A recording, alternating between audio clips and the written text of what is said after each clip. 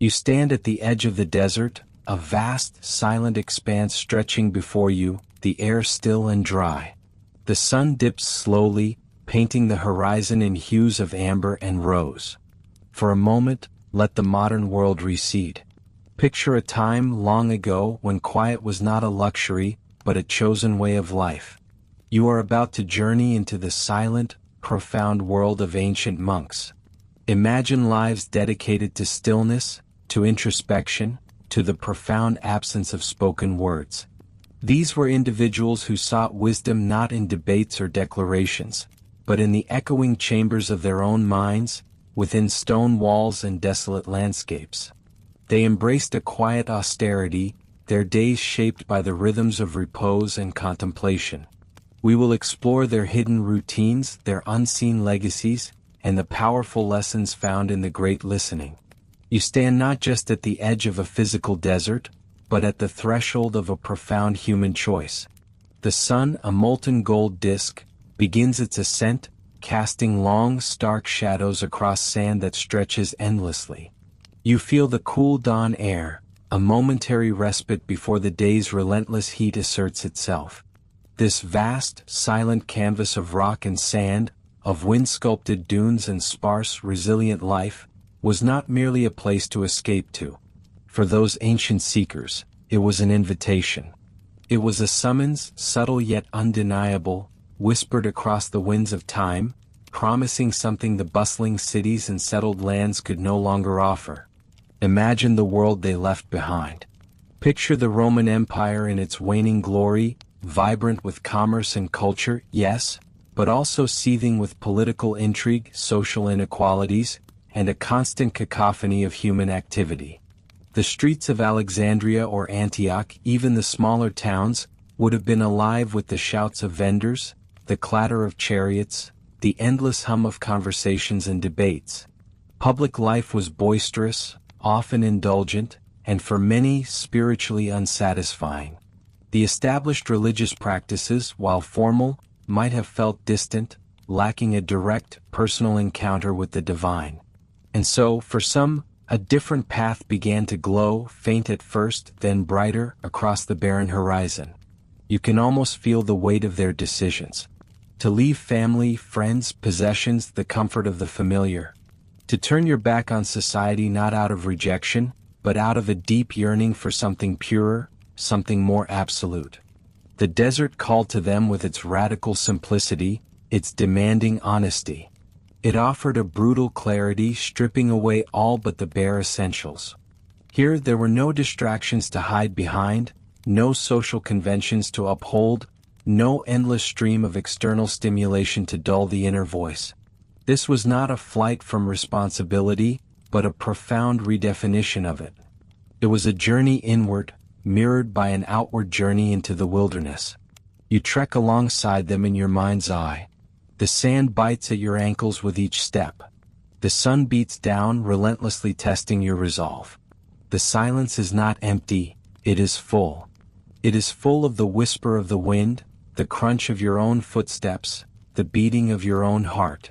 And most powerfully, it is full of your own thoughts, which, without the constant noise of the world, become impossible to ignore. The first among these intrepid souls were not seeking martyrdom in the arena, but a living martyrdom in the vastness of solitude. Consider Antony, who would become known as Antony the Great, a pivotal figure in this movement. You hear the story of his youth, a young man from a wealthy Egyptian family, living around the year 250 AD. One day, while attending a church service, he hears the gospel reading, "If you wish to be perfect, go, sell your possessions and give the money to the poor, and you will have treasure in heaven. Then come, follow me."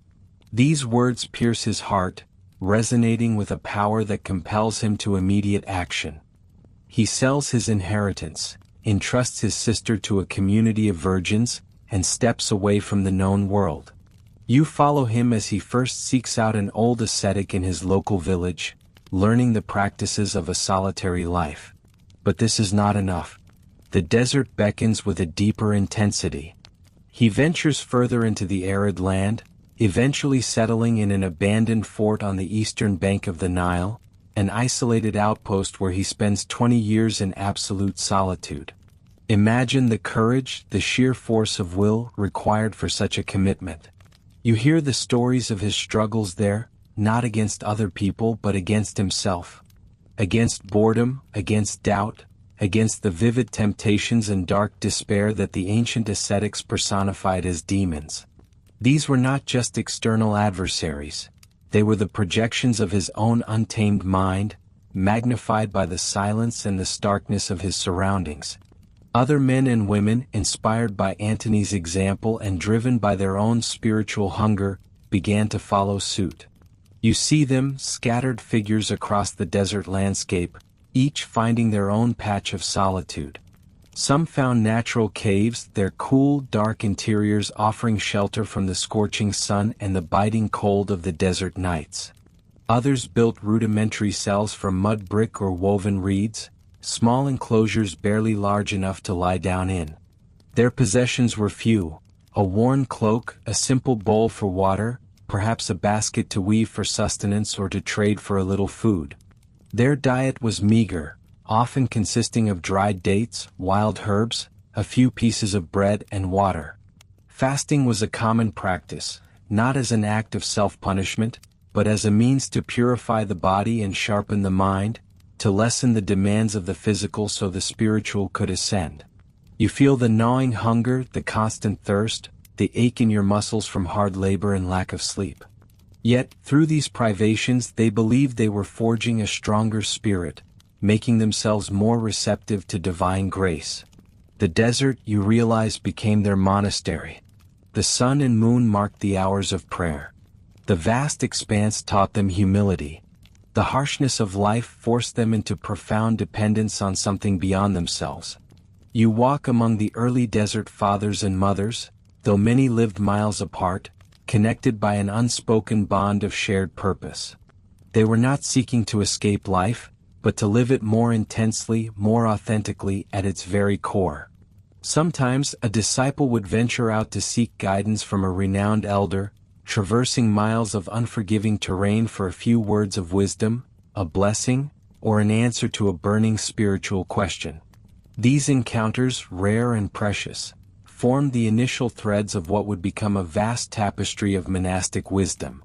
You imagine sitting at the feet of an old hermit, his face weathered by sun and wind, his eyes deep with silent contemplation, listening to a parable or a brief, potent saying that would resonate for weeks or months in the solitude.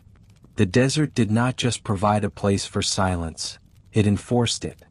Speaking was a deliberate act, not a casual one. Each word held weight. You learn to listen differently here, not just to the sounds around you but to the silence itself, and to the quiet stirring within your own heart. This deep listening was their primary mode of communication with the divine, and eventually with each other. It was a preparation, a clearing of the inner landscape for the arrival of grace. This gentle summons of the desert, this quiet, insistent pull away from the distractions of the world, gradually transformed isolated acts of asceticism into a burgeoning movement. It was here, in the vast empty spaces of Egypt's deserts, that the very foundations of Christian monasticism were laid.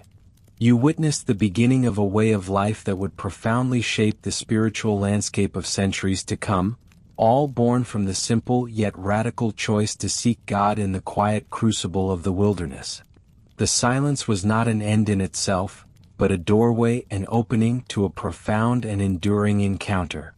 And from this deep silence, a new kind of wisdom began to echo, subtly shaping the world far beyond the desert's sandy embrace. You stand at the threshold of a world not merely quiet, but actively without words. Here, in the heart of the monastic enclosure, the very air hums with a profound absence, a deliberate, chosen void where the clamor of human speech once reigned supreme. It is a world meticulously constructed around the principle of hesychia, a Greek term that encompasses stillness, rest, and the profound quiet of the inner spirit. This was not merely the absence of noise, but a disciplined, active pursuit of a life free from the distraction and potential pitfalls of spoken language. Imagine yourself waking in the pre-dawn darkness of a monastic cell.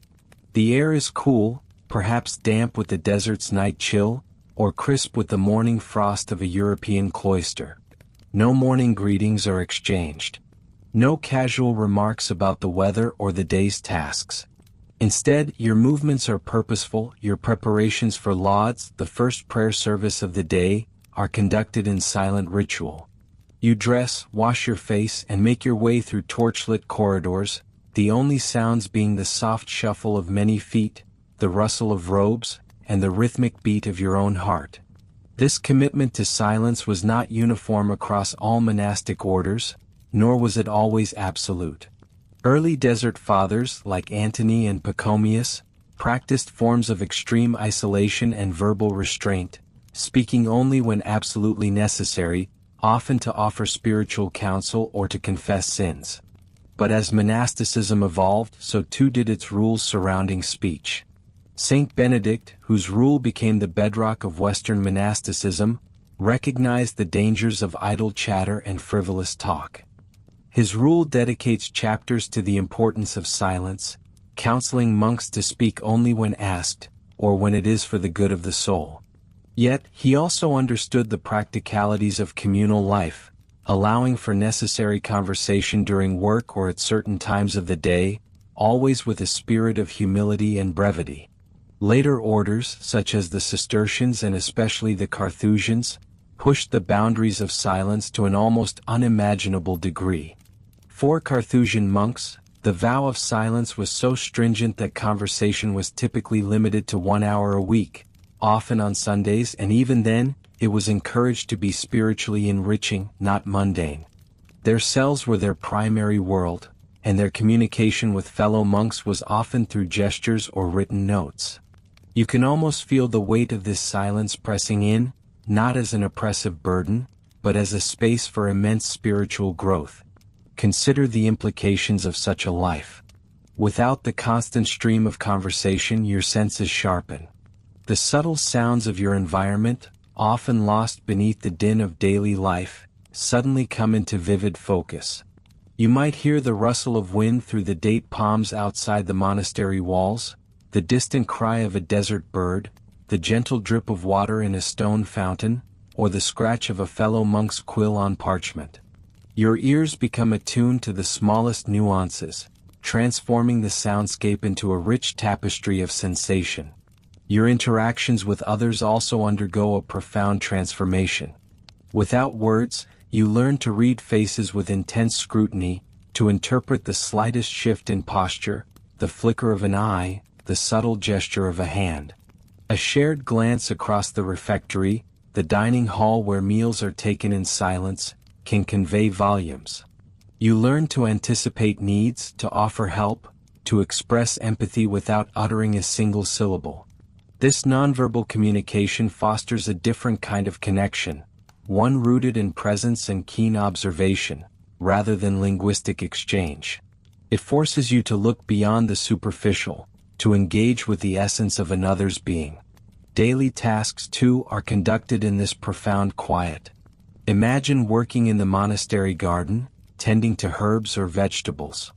The rhythmic thud of a hoe, the gentle crackle of dry leaves, the splash of water from a watering can are the only accompaniments to your labor. Or perhaps you are in the scriptorium, meticulously copying manuscripts, the scratch of your quill the sole disruption to the still air. This silent work transforms mundane chores into acts of contemplation. Each movement becomes intentional, a form of prayer in itself. Your mind is not distracted by chatter, but free to dwell on the task at hand, or to turn inward to meditation. The purpose of this rigorous silence extends far beyond mere discipline. It is a deliberate cultivation of an interior landscape, a fertile ground for spiritual growth. When the external noise of the world and the internal noise of idle thoughts are stilled, the soul is believed to become more receptive to the voice of God. It is a purification, a stripping away of all that is superficial, leaving only the essential. Monks embrace silence as a means to achieve greater self-knowledge, to confront their inner demons, and to cultivate virtues like patience, humility, and obedience. You might wonder how humans, inherently social creatures, could endure such a life. The answer lies in the profound spiritual conviction that fueled their existence. For them, silence was not an absence, but a presence, the presence of the divine. It was in the depths of this quietude that they sought union with God. The world of words, with its endless debates, gossip, and trivialities, was seen as a barrier, a veil between the soul and its creator. By choosing a world without words, they sought to lift that veil. This radical commitment to silence also shaped their very perception of time. Without the markers of conversation, without the constant stream of information, time itself seemed to stretch and deepen. Each moment became an opportunity for prayer, reflection, or focused work. The past and future receded, and the present moment, the now, expanded to fill their consciousness. You experience this sensation as you sit in your cell, the hours marked only by the shifting light from the small window, the distant chime of a bell for prayer, or the gentle gnawing of hunger. Even within communities that permitted some speech, specific times and places were designated as areas of silence. The refectory was almost universally a place of silence, where monks ate their meals while one of their number read aloud from scripture or a spiritual text. This practice ensured that even when gathered, their minds remained focused on spiritual nourishment rather than worldly conversation. You would hear the clinking of bowls, the rustle of the reader's pages, the occasional cough, but never a conversation. It was a shared experience of quiet devotion. The monastic world without words was not empty, but profoundly full. It was full of meaning, full of intention, full of the presence they sought. It was a world where every gesture, every action, every subtle sound carried immense weight and significance. The absence of speech forced a deeper engagement with the self, with the community, and with the divine.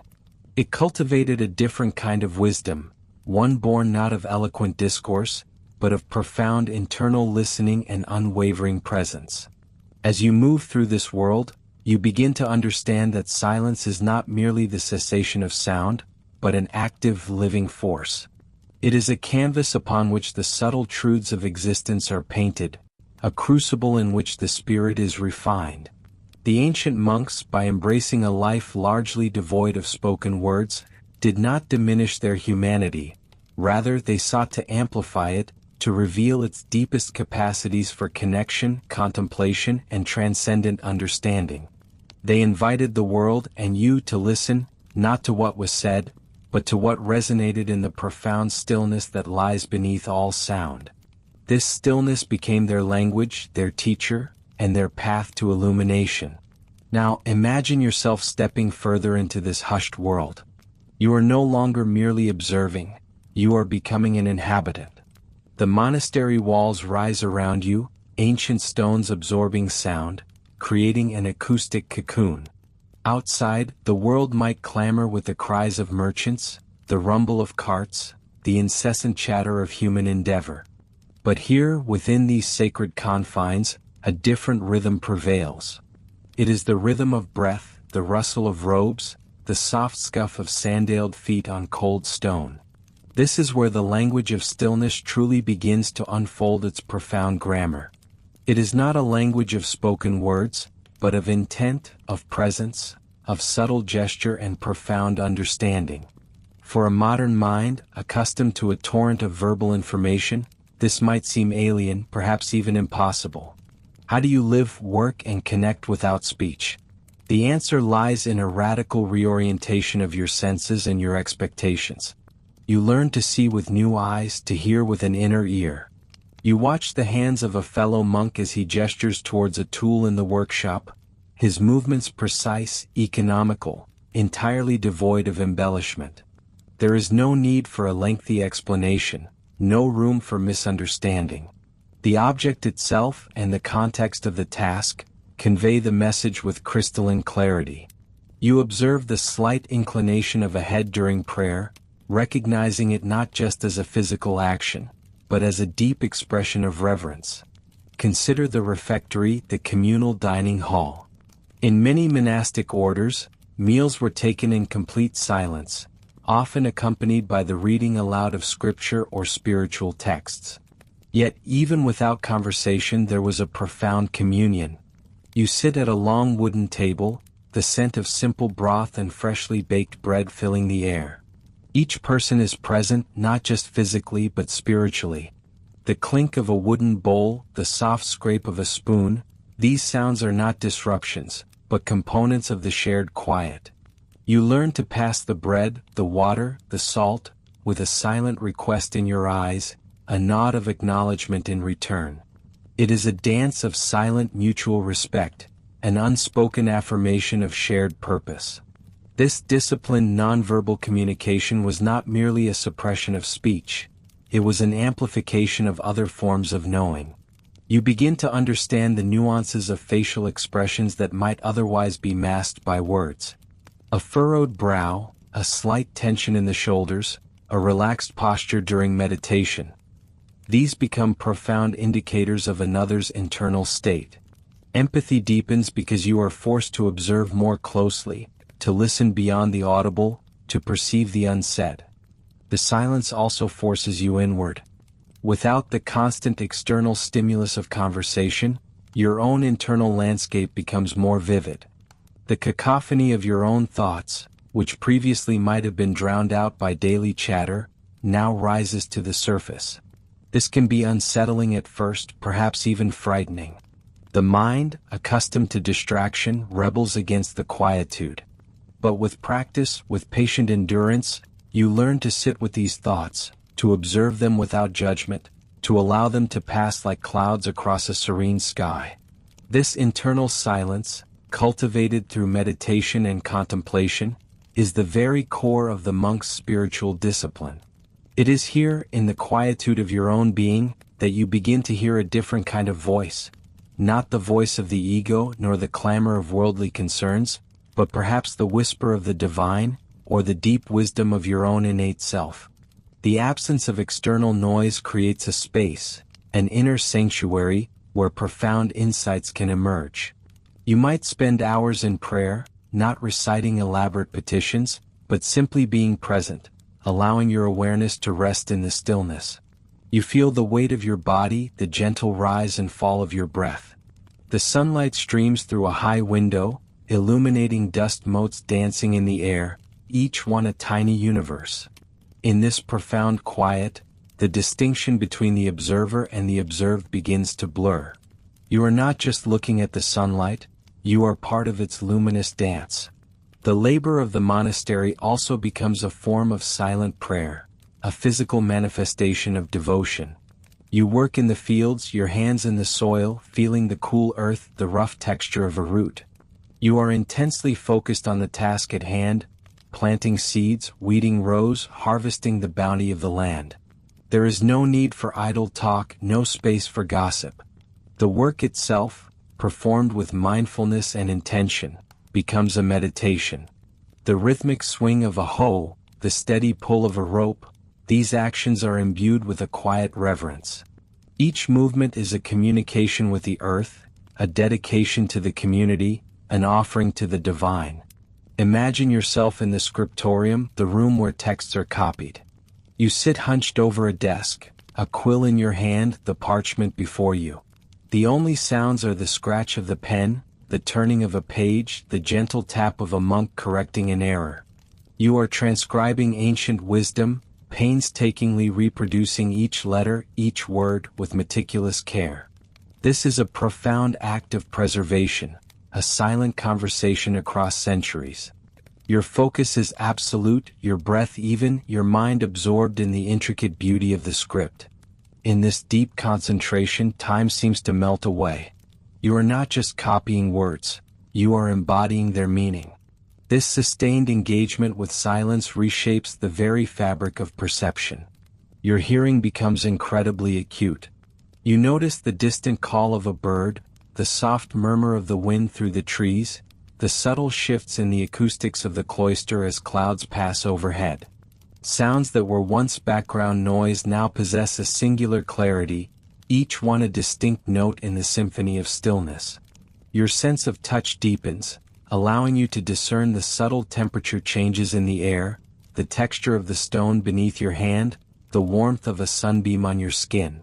The language of stillness is not a deprivation, it is an enrichment.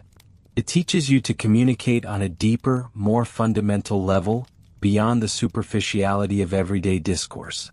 It fosters an intimacy with yourself and with others that words can often obstruct. Misunderstandings born of imprecise language or hurried speech diminish. Instead, a shared tacit understanding develops, a silent resonance between souls attuned to the same profound frequency. This profound stillness permeates every aspect of monastic life, from the communal prayers chanted in unison to the solitary hours spent in contemplation. It is the very air you breathe, the medium through which you experience the world and your place within it. You realize that true communication is not always about articulating thoughts, but about being fully present, open, and receptive. It is about listening not just with your ears, but with your entire being. In this silent world, even inanimate objects seem to speak. The ancient stones of the monastery whisper tales of generations of monks who walked these very halls. The flickering flame of a candle in the chapel conveys a message of enduring light and hope. The worn steps of the staircase bear witness to countless journeys of ascent and descent, both physical and spiritual. Everything holds a silent story waiting to be perceived, waiting to be understood, if only you cultivate the profound quiet required to hear it. The monks understood that words, while powerful, can also be limiting. They can divide, obscure, or even misrepresent. Silence, on the other hand, is expansive and inclusive. It allows for multiple interpretations, for a deeper engagement with mystery, for an unfolding of truth that transcends definition. It is a direct pathway to experience, bypassing the often clumsy filters of language. You begin to appreciate that the most profound insights, the most transformative moments, often arise not from grand pronouncements, but from deep quiet. It is in the absence of noise that the subtle truths reveal themselves. The ancient monks, by choosing lives of such profound stillness, were not retreating from the world in a negative sense. They were, in fact, diving into its very essence, seeking a more direct, unmediated connection to existence itself. They invite you to sit with them now in this quiet space. To lay aside the constant need to articulate, to explain, to justify. To simply be. To listen to the quiet hum of your own life, the subtle movements of your own spirit. To discover that within the vast expanse of stillness lies a language far richer, far more eloquent, than any spoken word. It is the language of being, the profound resonance of existence itself, a communication that transcends all barriers and speaks directly to the soul. You are learning to hear it, to speak it, to live it. You are learning to hear it, to speak it, to live it. This profound resonance of existence. And as the abstract concept settles within you, you begin to wonder how such a life was actually lived. What did these ancient rhythms truly look like, sound like, feel like, day after day? The monastery awakens long before the sun. You feel the chill of the pre-dawn air against your skin as you stir on your narrow pallet, the coarse wool of the blanket offering scant warmth. The only sounds are the rustle of your own habit as you sit up, the soft sigh of the wind through the eaves of the stone building, and perhaps the distant hoot of an owl. There is no alarm clock, no hurried conversation. Just the internal clock of your spirit, tuned to the ancient cycle of prayer. You swing your bare feet to the cold stone floor, the immediate sensation a sharp reminder of the world outside your thoughts. You reach for your simple tunic, pulling it over your head in the dimness. There is no need for a lamp yet, as your eyes have long adjusted to the gloom. You move with an economy of motion, each movement deliberate, unhurried. The silence is not a void, but a presence. It is a thick velvet cloak that muffles all but the most essential sounds. As you step into the cloister, the darkness is still profound, but hints of the coming dawn paint the eastern sky in muted grays. Other figures emerge from their cells, shadows moving silently in the pre-morning air. You walk alongside them, your sandals making barely a whisper on the ancient flagstones. There is no exchange of greetings, no acknowledging glance. Each monk is a world unto himself, yet part of a larger, unspoken communion. You enter the chapel, its vast space feeling even larger in the low light. The air is cold, carrying the faint scent of old stone and beeswax. You take your place in the choir stalls, the wood hard and unyielding beneath you. The other monks arrange themselves with the same quiet dignity. There are perhaps a dozen of you, or 20, or even more depending on the size of the community. Yet the silence is absolute. Then a single bell tolls, its deep, sonorous ring echoing through the chapel, slowly fading into the stone. This is Matins, the first service of the day. A voice, clear and unhurried, begins the intonation, a chant rising from the silence. It is not loud, not commanding, but a gentle weaving of sound into the tapestry of the quiet. The voices of the monks join in, a low, harmonious murmur that fills the space, then recedes. This is the rhythm of their worship, a cycle of silence broken by prayer, then returning to silence. After Matins, there is a period for private meditation or scriptural reading in the chapel. You sit, perhaps with a small parchment scroll in hand, illuminated by the flicker of a single candle. Your breath is the loudest sound in your immediate vicinity. You hear the slow, measured beat of your own heart. The world outside the monastery walls, with its clamor and ceaseless demands, feels impossibly distant, a forgotten dream. As the sun begins to truly rise, casting long, pale beams through the high windows, the community transitions to its daily labors. You might find yourself in the scriptorium, the copying room. Here, the only sounds are the faint scratch of quills on vellum, the turning of heavy pages, the occasional rustle of a habit. The air is still and cool, often damp, and carries the faint scent of ink and aged paper. You dip your quill into the black ink pot, focusing intently on the precise formation of each letter, each word. It is a painstaking, slow process, a meditation in itself. Every stroke is a prayer, every copied text a sacred act. Perhaps your task is in the monastery gardens.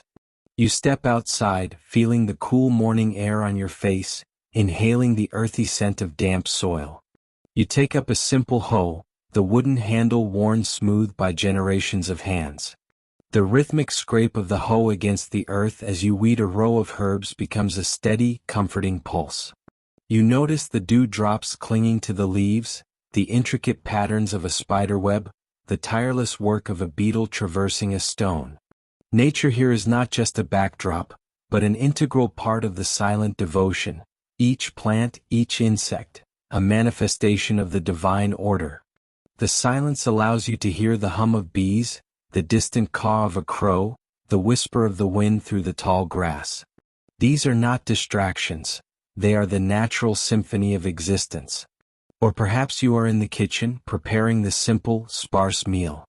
The clatter of pots and pans is minimal, each movement careful, deliberate. The chopping of vegetables, the stirring of a pot over the hearth. These sounds are isolated, distinct, not buried under a layer of chatter.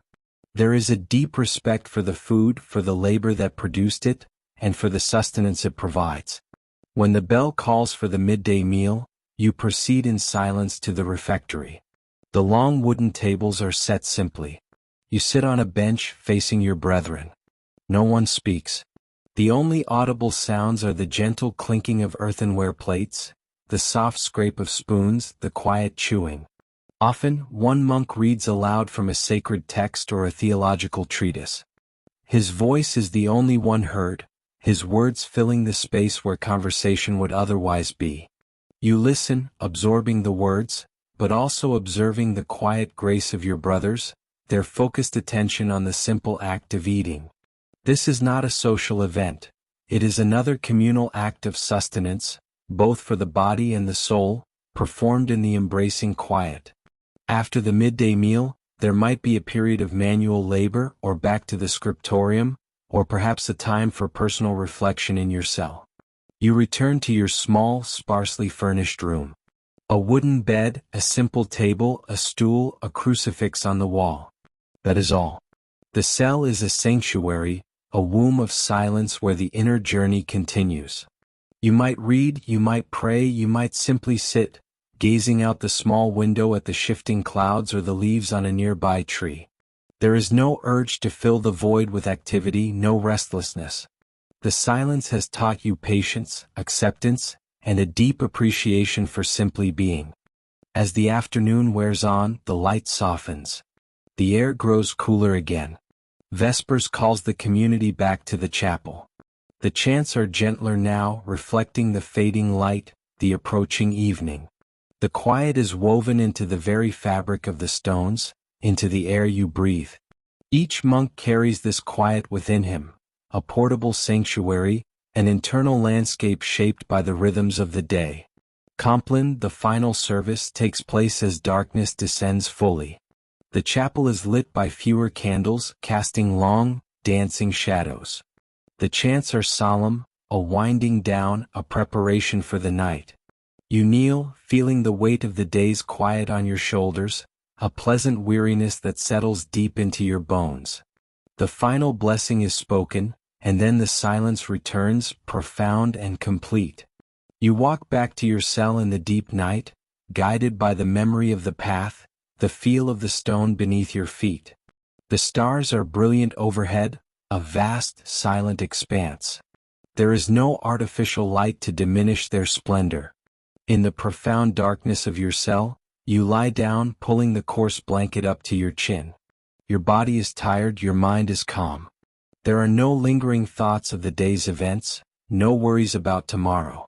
Just the slow, steady rhythm of your breathing, the quiet thrum of your own existence. This is the repose of the ancient monks. It is not merely rest, it is an active state of being, a conscious engagement with silence, with the natural world, with the inner self. Every task, every prayer, every moment of solitude is imbued with this intention. Their lives were structured not around distraction but around presence. Not around accumulation but around reduction. Not around noise, but around a deep, resonant quiet that allowed the subtle truths of existence to bloom. You begin to understand that these rhythms, this profound repose, were not a retreat from life, but an immersion into its purest form. They cultivated a garden of stillness, tending to their souls with the same care they tended the earth. And in doing so, they discovered a richness, a depth, a connection that the noisy world outside could never offer. The silence was their teacher, their companion, their home. It guided their hands in the scriptorium, inspired their voices in the chapel, clarified their thoughts in the cell, and brought peace to their hearts through the long, quiet nights. It taught them to hear the silent language of being, not just in abstract contemplation, but in every breath, every step, every simple act of their day. It is an invitation, still resonating across centuries, to experience such a rhythm yourself. To find moments of deep quiet in your own world. To allow the insistent demands of external noise to recede, and to discover the profound, restorative power of your own inner repose. To feel the quiet pulse of life, unmediated, unfiltered, deeply present.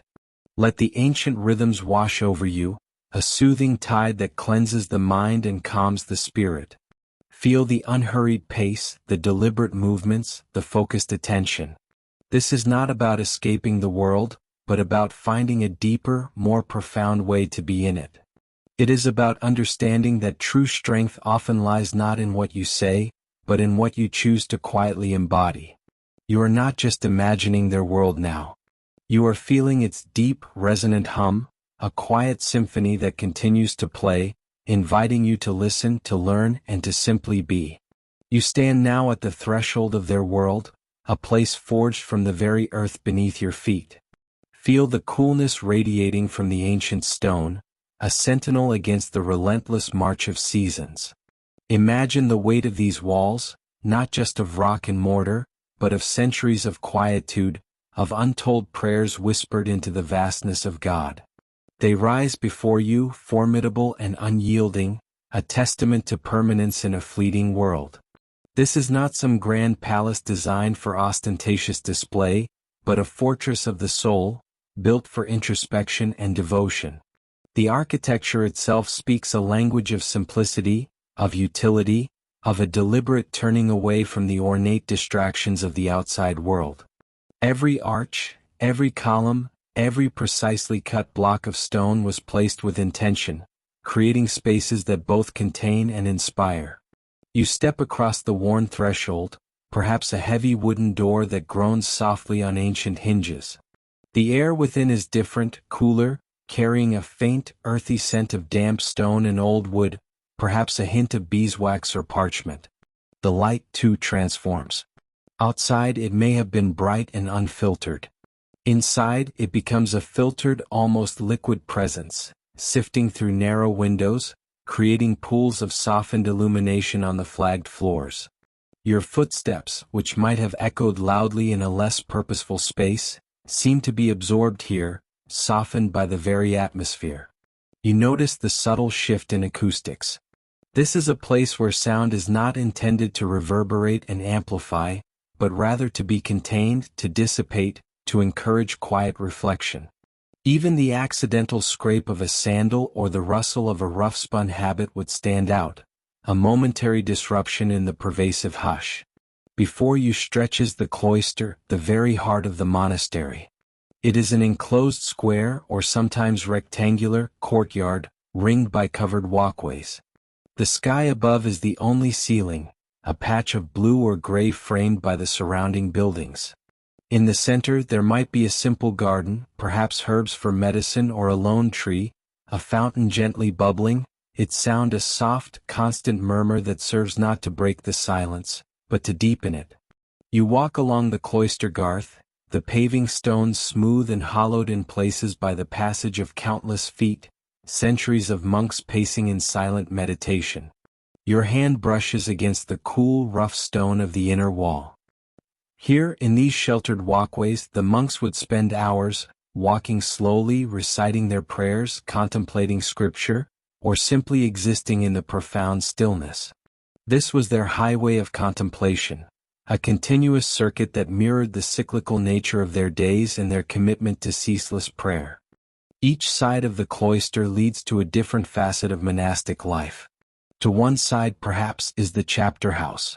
You imagine stepping inside, a space where the community would gather each day to read a chapter of their rule, to discuss communal matters, to confess faults, and to receive guidance from the abbot. Even here, in a place of necessary speech, the tone would be measured, the voices low, the words carefully chosen. The very architecture, often with simple benches lining the walls, encourages a sense of ordered equality and quiet attention. Then there are the individual cells. These are not grand chambers but Spartan rooms, designed for solitude and austerity. Imagine the narrow cot, the small window letting in a sliver of natural light, perhaps a wooden stool, a crucifix on the wall, and a simple writing desk. There would be no ornamentation, no personal belongings to distract from the ultimate purpose. Here the monk would sleep, pray privately, study, and engage in the most profound work of self-examination. The walls of the cell would become not a prison, but a container for the soul's journey, a place where the clamor of the world was utterly excluded, allowing the inner voice to rise to the forefront. You can almost feel the chill of the stone in these unheated rooms during the depths of winter, the oppressive heat in summer. This physical discomfort was not merely tolerated, but embraced, a constant reminder of their detachment from worldly pleasures, a small penance willingly undertaken. It served to sharpen the mind, to focus the spirit, to keep the body in humble submission to the will. Across the cloister you might find the refectory, the dining hall. Even meals were a practice in mindfulness and silence. Imagine entering this long, often vaulted room. The tables are simple bare wood. There would be no idle chatter, no clatter of dishes beyond what was strictly necessary.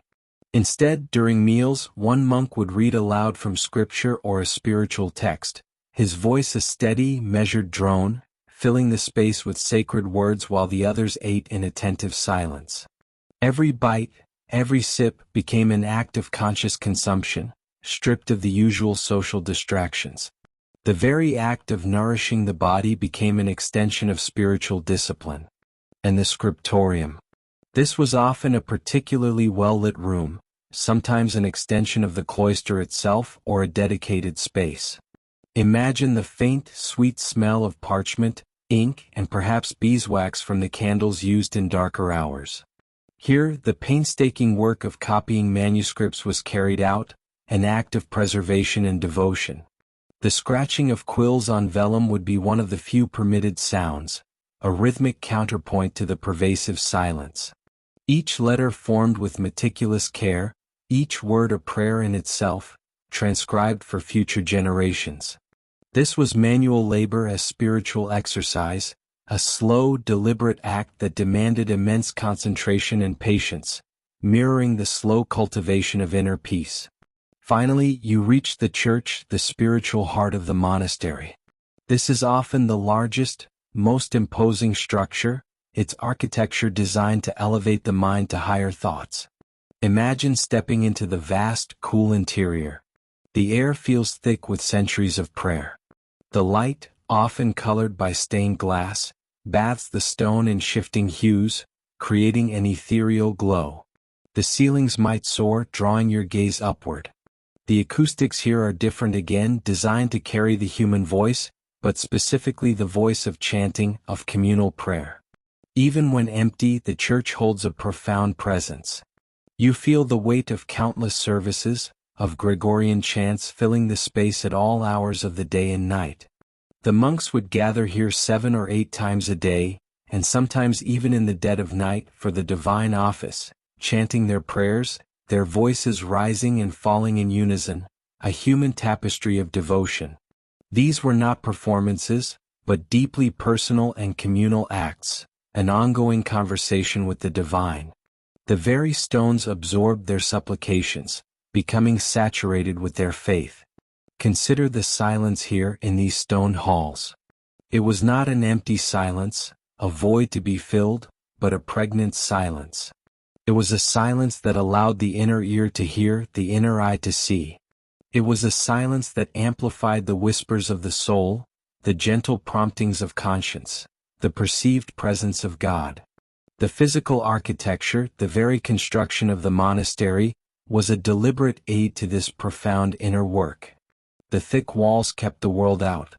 The enclosed spaces fostered introspection. The Spartan cells discouraged attachment.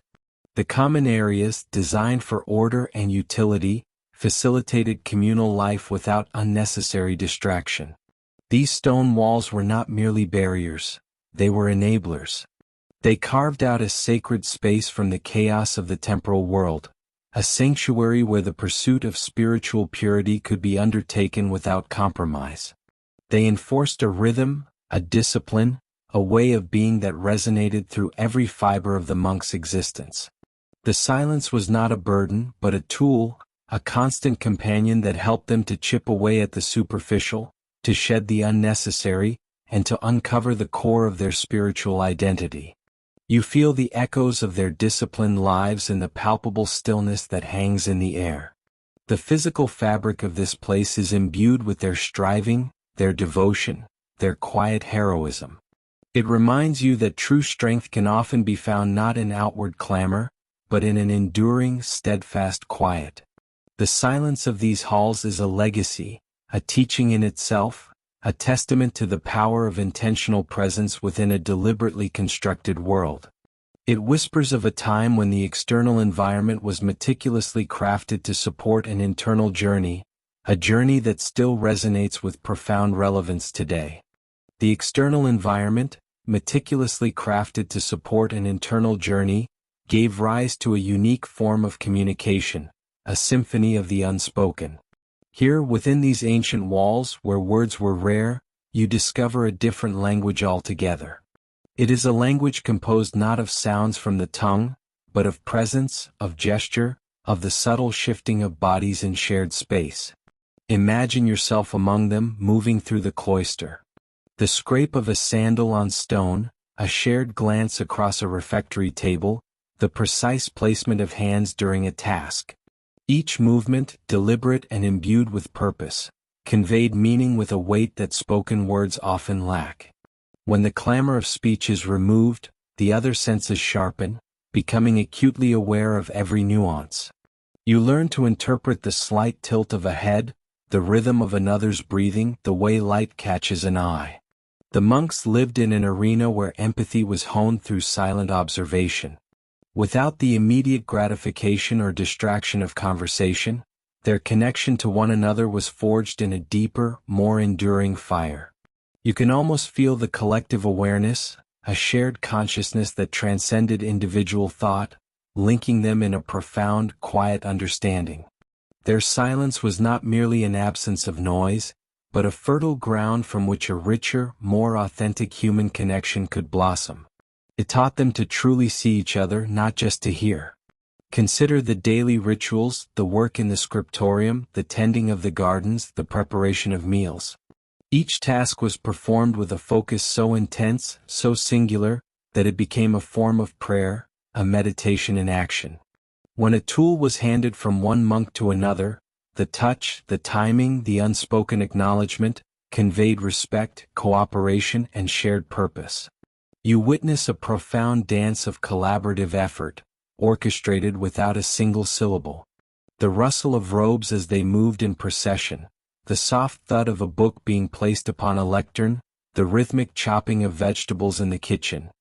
These became the soundtrack of their lives, each sound a resonant note in their silent symphony.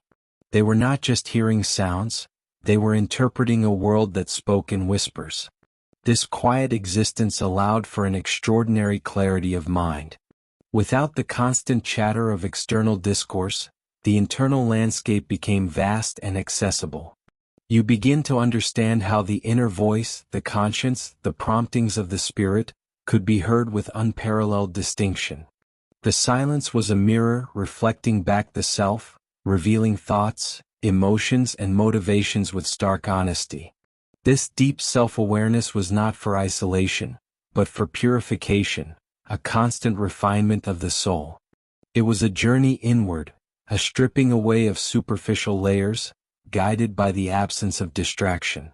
The echoes of the unspoken stretch beyond the monastery walls, reaching out to the world that surrounds them, a world often lost in its own cacophony.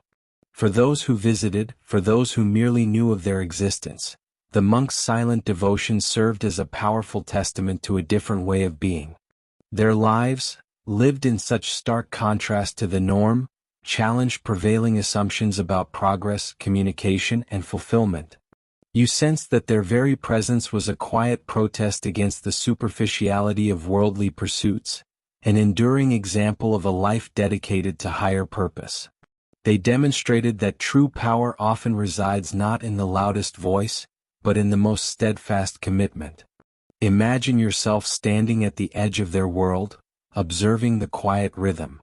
You would carry away not sermons or debates, but the profound impression of their deliberate pace, their focused gaze, the palpable aura of peace that surrounded them. Their message was transmitted through their being, an embodied teaching that resonated far deeper than any spoken word could achieve. It was a silent sermon, delivered through every breath, every task, every moment of their intentional existence. You might find yourself, weeks or months later, recalling the image of a monk walking slowly through the cloister, and in that memory you might find a renewed sense of calm, a desire for your own moments of quiet reflection. The silence these monks cultivated was not an empty void.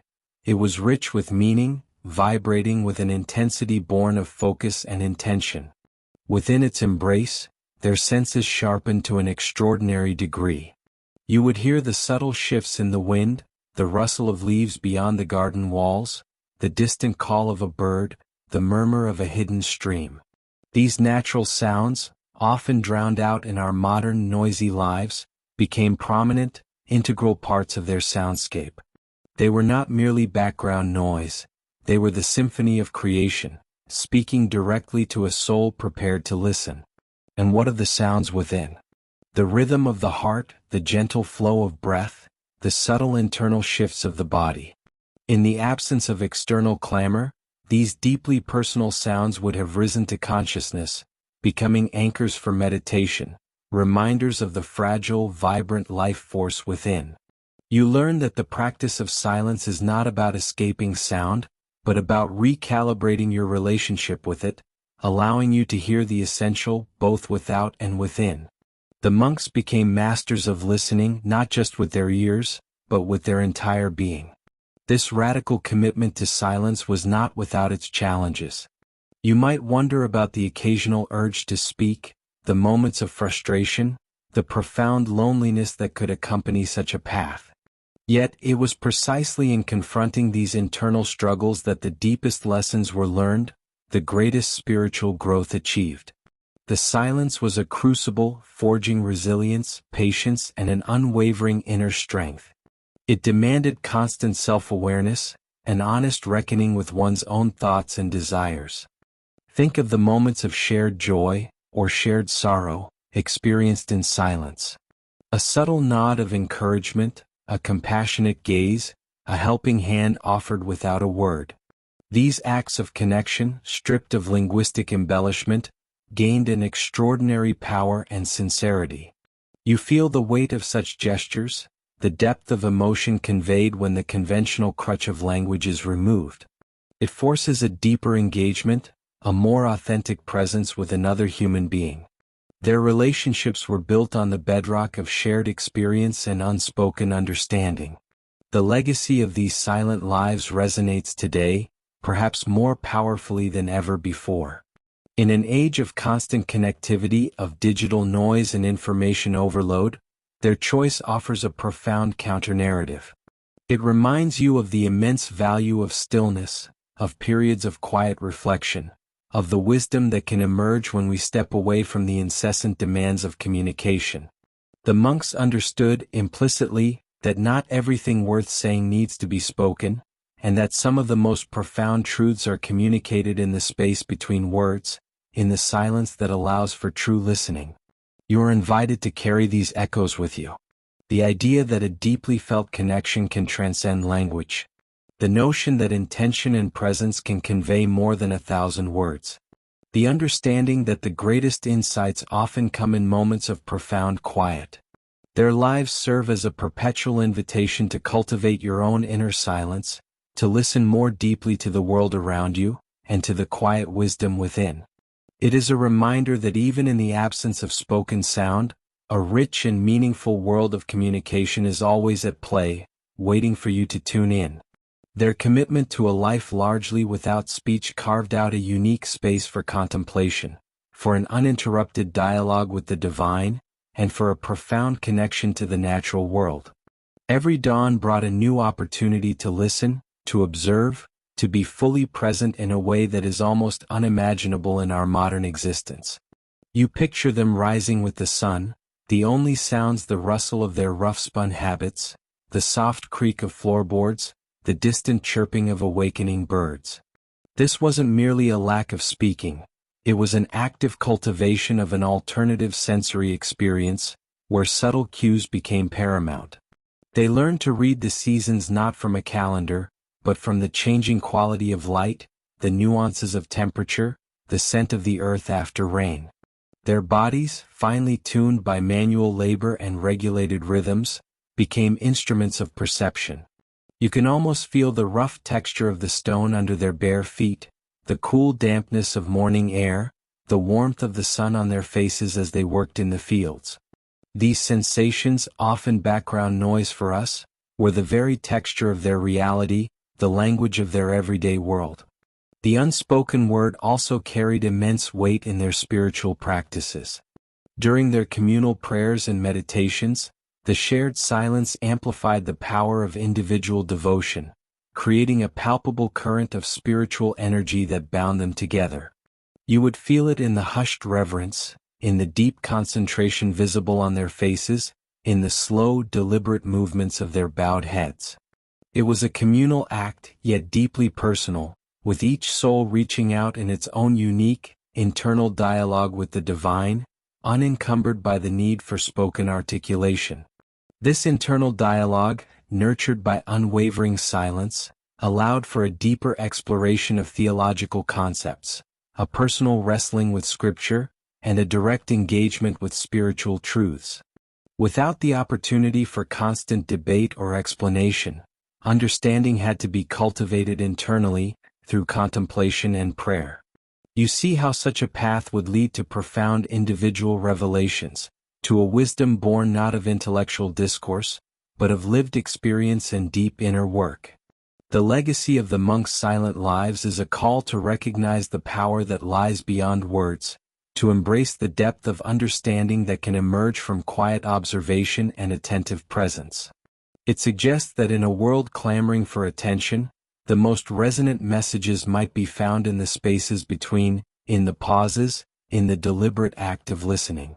You are left with the profound impression that sometimes, the most eloquent communication is that which remains unsaid, yet deeply felt. Their lives were a testament to this truth, an enduring whisper across the centuries, inviting you to listen to the echoes of the unspoken. You have heard the enduring whisper across the centuries, the profound invitation to listen to the echoes of the unspoken. Now you step beyond the quiet refectory and the silent cloisters, beyond the very walls of the physical monastery, and venture into a realm far more intimate, far more challenging, and ultimately far more transformative, the inner monastery. This is not a place you can walk through with your physical feet, but a landscape of the mind and spirit, a domain where the ancient monks performed their most arduous and significant labor. Imagine a stillness so profound that it extends not just to the external world but deep within you. It is a stillness not merely defined by the absence of sound, but by the cultivated absence of internal clamor. The monks understood that true silence began not in the world outside their cell, but in the intricate, often turbulent, world inside their own heads and hearts. Their lives of quiet contemplation were, at their core, a relentless pursuit of this inner stillness, a spiritual training designed to tame the wild horses of thought and emotion. You might assume that life in a silent monastery meant an immediate cessation of all mental noise, a sudden arrival at tranquil peace. But you would be mistaken. In fact, the removal of external distractions often amplifies the internal ones. When the world outside goes quiet, the world within often begins to shout. Every stray thought, every unresolved emotion, every past regret, every future anxiety, can rush into the vacuum created by the absence of sensory input. This is where the true work began for the ancient monks. Their inner monastery was a spiritual gymnasium, a demanding school for the soul.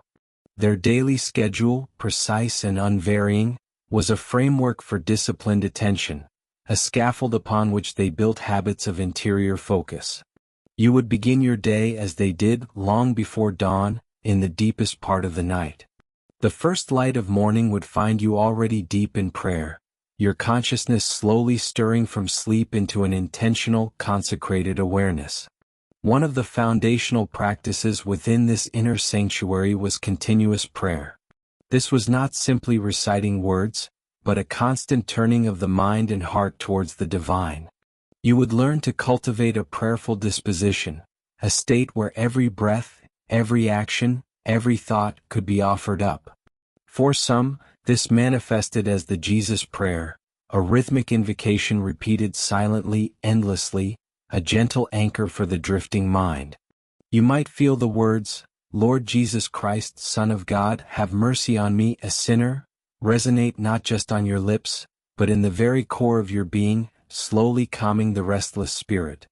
Another essential discipline was Lectio Divina, or sacred reading. This was a far cry from modern intellectual study. You would not approach a text to dissect it, analyze it, or even to memorize it. Instead, you would engage with Scripture in a profoundly personal and meditative way. Imagine taking a single passage, perhaps just a few verses, and slowly, deliberately reading it aloud, then silently, allowing each word to sink into your consciousness. You would ponder its meaning not just intellectually but existentially, asking how it speaks to your own life, your own struggles, your own hopes. This was a process of savoring, chewing, digesting the Word of God, letting it nourish your soul and transform your understanding from within. As you sit in your monastic cell, the silence pressing in around you, you would also engage in constant self-examination. This was not a morbid introspection, but an honest, courageous appraisal of your inner landscape. You would scrutinize your thoughts, your intentions, your reactions. Where did anger arise? What triggered pride? What were the subtle temptations that crept into your mind, even in the quietest moments? This vigilant self-awareness was crucial. The inner monastery demanded a profound honesty, an unwillingness to hide from oneself, a commitment to purify the heart and mind of all that obscured the divine light. This purification was a form of spiritual warfare, a battle fought not with swords and shields, but within the confines of your own consciousness. The Desert Fathers, those pioneering monks, spoke extensively of the struggle against the demons, by which they often meant the personified forces of temptation, distraction, and despair that arose from within. You would learn to identify these internal adversaries: vainglory, gluttony, lust, anger, sadness, avarice, pride, and the most insidious of all, aestia or spiritual sloth. Aestia was a particularly dangerous foe in the inner monastery, manifesting as boredom, listlessness, a profound weariness of the soul that could tempt you to abandon your spiritual discipline altogether. You would feel its subtle pull, the desire to cease, to give up, to simply be distracted even by nothing. To combat these internal forces, the monks practiced watchfulness, or nepsis in Greek. This was a constant vigilance over your thoughts and senses. You would learn to stand guard at the gates of your mind, discerning which thoughts to allow entry and which to dismiss. It was a discipline of attention, a refusal to allow your mind to wander aimlessly or to be captivated by fleeting fantasies. Imagine yourself as a sentry, ever alert, ensuring that only thoughts conducive to spiritual growth were permitted to take root. This intense mental focus, sustained over years and decades, reshaped the very architecture of their consciousness. The monastic cell itself became a powerful symbol of this inner work. It was not merely a room, but a crucible for transformation. You would spend countless hours within its spare confines, facing yourself, facing the divine. It was a place of solitude, yes, but a chosen solitude distinct from loneliness.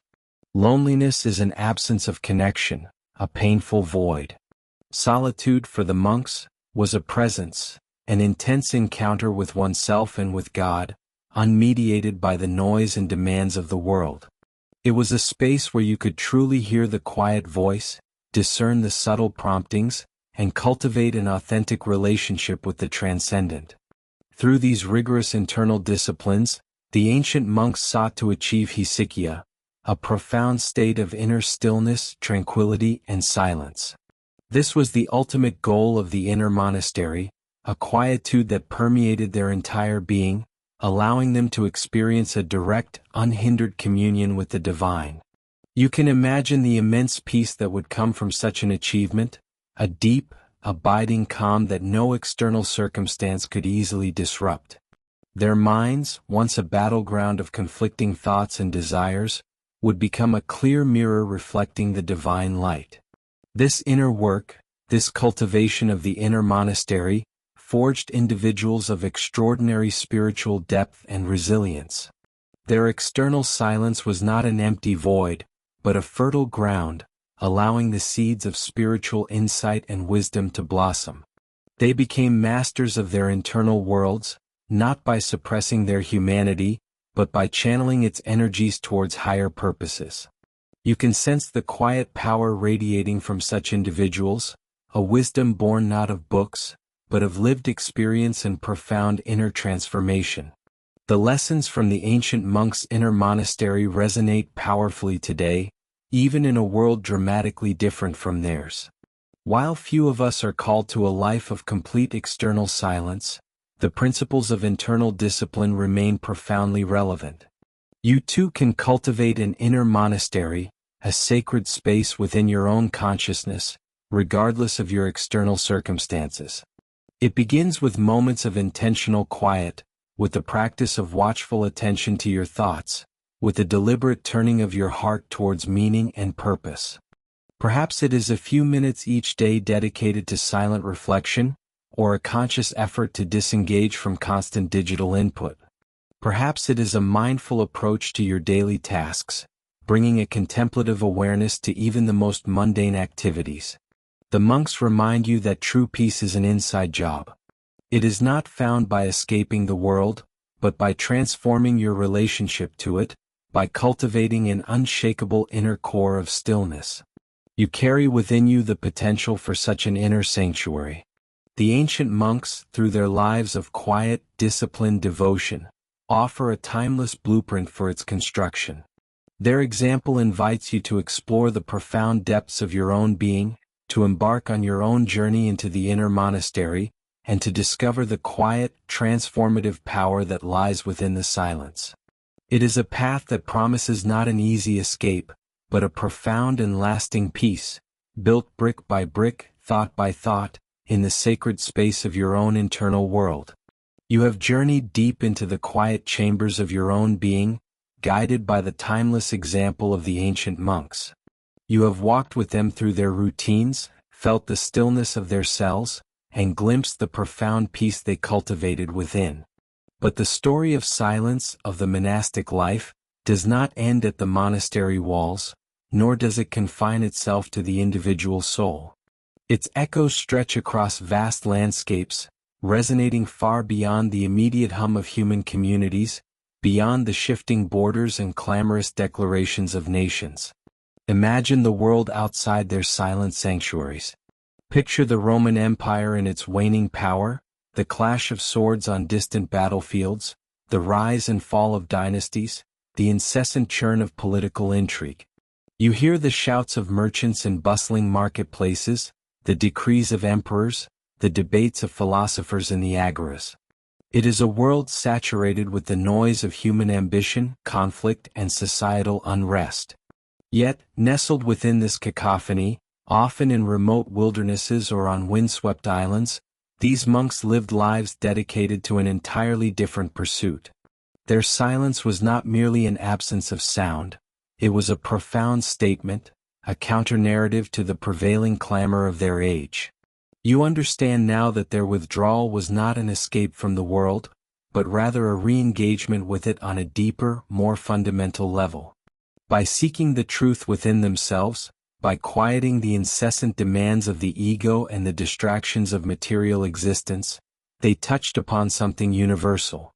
Their quest for inner peace was, in its essence, a quest for a truth that transcended local customs, national allegiances, and even the specific dogmas of their particular faith. It was a search for the bedrock of human experience, a common ground beneath the shifting sands of culture and politics. Consider the sheer longevity of monastic traditions. Across millennia, from the deserts of Egypt and Syria to the misty mountains of Ireland, from the snow-capped peaks of Tibet to the ancient forests of Japan, the impulse to withdraw, to seek silence, and to dedicate one's life to spiritual cultivation has manifested in myriad forms. You witness this universal thread woven through diverse cultures and disparate eras.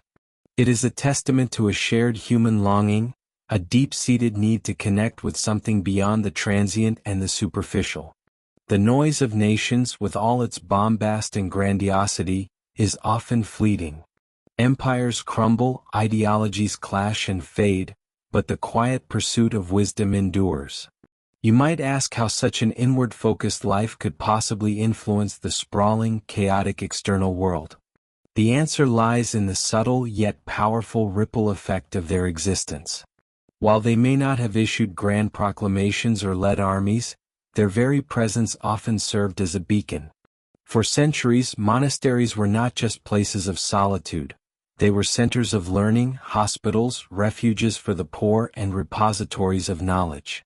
You see scribes patiently illuminating manuscripts, preserving ancient texts that would otherwise have been lost to the ravages of time or the indifference of a warring world.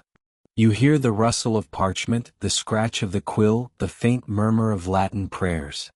These quiet acts, performed in the depths of silence, laid the foundations for future civilizations. Their detachment allowed them a different perspective, a clarity that was often obscured by the passions and prejudices of ordinary life. You can almost feel the serene gaze of a monk, looking out from his cell window, witnessing the distant world with an understanding born of inner stillness. He sees the struggles and triumphs of humanity not through the lens of national pride or personal gain, but through the vast, timeless expanse of spiritual contemplation. In this silence he perceives the commonality of human suffering, the shared yearning for meaning, and the universal potential for compassion. The monks, in their unwavering commitment to inner work, unwittingly offered a powerful model for a different kind of societal value. In a world that often glorified power, conquest, and material wealth, they championed humility, inner discipline, and spiritual richness. You are invited to consider the subtle revolutionary nature of such a stance. Their lives, lived far from the centers of political power, nevertheless exerted a profound moral authority. They reminded rulers and common folk alike that true wealth was not measured in gold or land, but in the purity of one's heart and the depth of one's wisdom. Think of the travelers who sought them out, the kings who consulted them, the ordinary people who found solace and guidance in their presence. You stand at the entrance of a humble monastic dwelling, observing the weary traveler seeking counsel, or the troubled soul asking for prayer. The monk, having spent years or decades cultivating an interior silence, offers not just words, but the tranquil emanation of his own inner peace.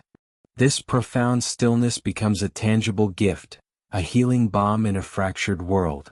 It is a testament to the idea that true influence often flows not from outward force, but from profound inner peace. Their silent lives spoke volumes. They demonstrated that genuine freedom is an internal state, independent of external circumstances. You realize that while nations might rise and fall and political landscapes shift with the tides of history, the inner landscape of the human spirit remains a constant, fertile ground for exploration and transformation. The monks, in their quiet rebellion against the superficiality of the world, showed that true liberation comes from within, from mastering oneself rather than attempting to master others. In a modern world still grappling with the noise of nations, with global conflicts, ideological divides, and the relentless clamor of information, the monastic example continues to offer a potent antidote. You perceive how their ancient wisdom transcends the specific religious frameworks in which it was born. The principles of mindfulness, self-discipline, compassionate awareness, and the profound value of silence are universal truths, applicable to anyone, anywhere, regardless of their background or belief. You are drawn to the image of a single monk, isolated yet connected, his inner silence a beacon against the backdrop of an often turbulent world. His quiet existence asserts that there is a realm beyond the petty squabbles, the territorial disputes, and the transient glory of earthly powers.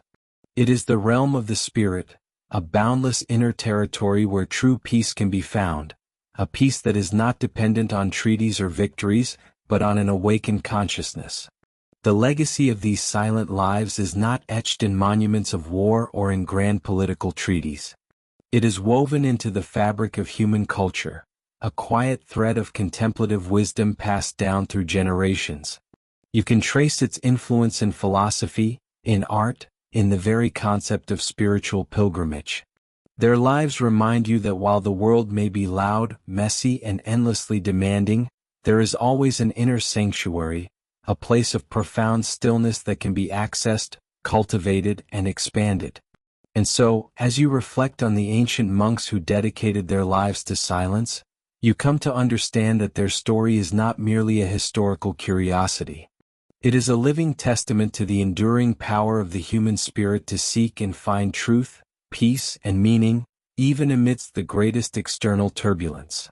Their legacy extends far beyond any single nation or era, offering a universal invitation to turn inward, to listen to the quiet wisdom of your own heart, and to find your own path to stillness, even in the loudest of times. Their silence, you realize, is a language understood by all, a timeless message echoing across the vast expanse of human history, a gentle reminder that beyond the noise of nations, there lies an eternal quiet, awaiting your discovery. That eternal quiet, awaiting your discovery, was not an empty space for these ancient monks. No, for them, it was a vibrant landscape, a profound invitation to a different kind of perception. For these silent seekers, the absence of outer clamor was merely the beginning. It was the clearing of the air, the stilling of the waters, the quieting of the mind for what they called the great listening. You imagine yourself in their place, sitting on a worn stone bench in a dimly lit cell, or perhaps standing on a windswept cliff overlooking a vast, indifferent sea. The air around you is still, but your mind is not yet. The great listening begins not with emptiness, but with the subtle hum of your own existence, with an active intention to perceive what is usually drowned out. It is a practice, a profound cultivation of awareness. You become acutely aware of the smallest sounds, sounds you rarely register in your everyday world. The gentle rasp of your own breath, a sound often lost in the cacophony of modern life, now fills a small part of your awareness. You notice the subtle shift in air currents as a distant door opens and closes, a barely audible sigh of the ancient building. The faint scuttling of a small creature in the wainscoting, a sound you might once have dismissed, now holds a distinct presence. The distant chirp of a single bird, clearer and more intricate than you have ever heard it. The faint creak of timber in the monastery walls, settling under the weight of centuries, a living sound of the past. The rustle of a single leaf, carried on a barely perceptible breeze through a cracked window pane. Your ears, deprived of the constant bombardment of modern sound, open wider, becoming exquisitely sensitive, almost painful in their new acuity. Your other senses too sharpen. You notice the cool dampness of the stone beneath your hand, the faint scent of old parchment and beeswax in the air. Your entire being becomes a receiver, attuned to the subtle symphony of the world around you, a symphony that is always playing but rarely truly heard. But the great listening extends far beyond the auditory. It is a turning inward, an active engagement with the rich, often turbulent landscape of your own being. In the profound quiet, the insistent chatter of your own thoughts, usually a relentless torrent, begins to slow, to separate. You hear the individual threads of worry, planning, memory, and desire. You recognize the familiar voices of self-criticism or doubt that often operate beneath the surface of your awareness. You confront the raw, unedited landscape of your own mind, the unfiltered currents of your consciousness. This is not about suppressing thoughts, but about observing them without judgment, creating a space between you and your mental activity, allowing a deeper awareness to emerge from beneath the surface agitation. It is an often uncomfortable, sometimes deeply revelatory process. There is nowhere to hide from yourself when the world outside offers no distraction, no ready escape. For the monks, this internal journey was not an end in itself, but a passage. Through the stillness of their minds, through the heightened sensitivity of their being, they sought to perceive a deeper current, a whisper from the universal, a voice of the divine. You sit with them and you feel the weight of their profound intention. They were not merely seeking quiet, they were seeking truth. They were straining their inner ear for the subtle vibrations of existence itself, for the silent language that underpins all spoken words. It was an act of profound faith, a belief that beyond the noise, beyond even their own thoughts, lay a connection to something vast and eternal, something they could only access through this deep, sustained listening. They sought to hear the voice of their own soul, the wisdom embedded in their very being, the quiet guidance that silence alone could reveal. This was not a passive state easily achieved. It was a rigorous discipline honed over years, often decades of dedicated practice. Imagine the struggle. Your mind, accustomed to constant stimulation, rebels with a fierce tenacity. It conjures vivid distractions, replaying past conversations, planning future tasks, inventing urgent needs that seem to demand your immediate attention. You are there in their worn sandals, feeling the powerful urge to move, to speak, to break the profound stillness. The body aches for sensation, the mind for engagement. But the practice, patiently and persistently, teaches you a different way. It teaches you to observe your thoughts as if they are distant clouds passing across the vast blue sky of your awareness. You learn to return again and again to the gentle anchor of your breath, to the subtle ambient sounds, to the profound stillness that lies always beneath the surface agitation. It is a daily, sometimes hourly, recommitment to the path of inner quiet, a gentle but firm recentering. And what did this profound dedication to the great listening ultimately yield? Clarity, certainly. With the constant mental fog dissipated, the intricate knots of problems often appeared simpler, solutions more evident, almost self-revealing. Insight, a sudden intuitive understanding of complex truths, born not from rational thought alone, but from a direct, unmediated perception. Peace, a deep, abiding calm that penetrated beyond circumstance, anchoring them against the storms of the outer world. Wisdom, accumulated not from books or worldly experience alone, but from direct experience of the self and the cosmos, from truly hearing the silent language of existence. You feel it radiating from their stories, a quiet confidence, an unshakable inner strength forged in the crucible of their silent commitment. They became acutely aware of the intricate interconnectedness of all things, seeing the sacred in the mundane, understanding the subtle rhythms of life in a way that remains perpetually elusive to those constantly bombarded by external stimuli. Their inner world expanded, becoming a boundless landscape of discovery and profound understanding. Today in your world, the opportunity for such deep listening feels increasingly rare. You are surrounded by a constant hum, a relentless symphony of notifications, conversations, traffic, and media. Your attention is fragmented, pulled in 1,000 directions simultaneously. The idea of dedicating an entire lifetime to this kind of profound listening feels almost alien, an impossible luxury, a relic from a time long past. Your very nervous system is trained to respond to external stimuli, to react to the loudest call. Yet the invitation remains. You do not need to retreat to a monastery or climb a mountain peak to begin your own journey of the great listening. It begins in the smallest moments, in the smallest acts of conscious attention.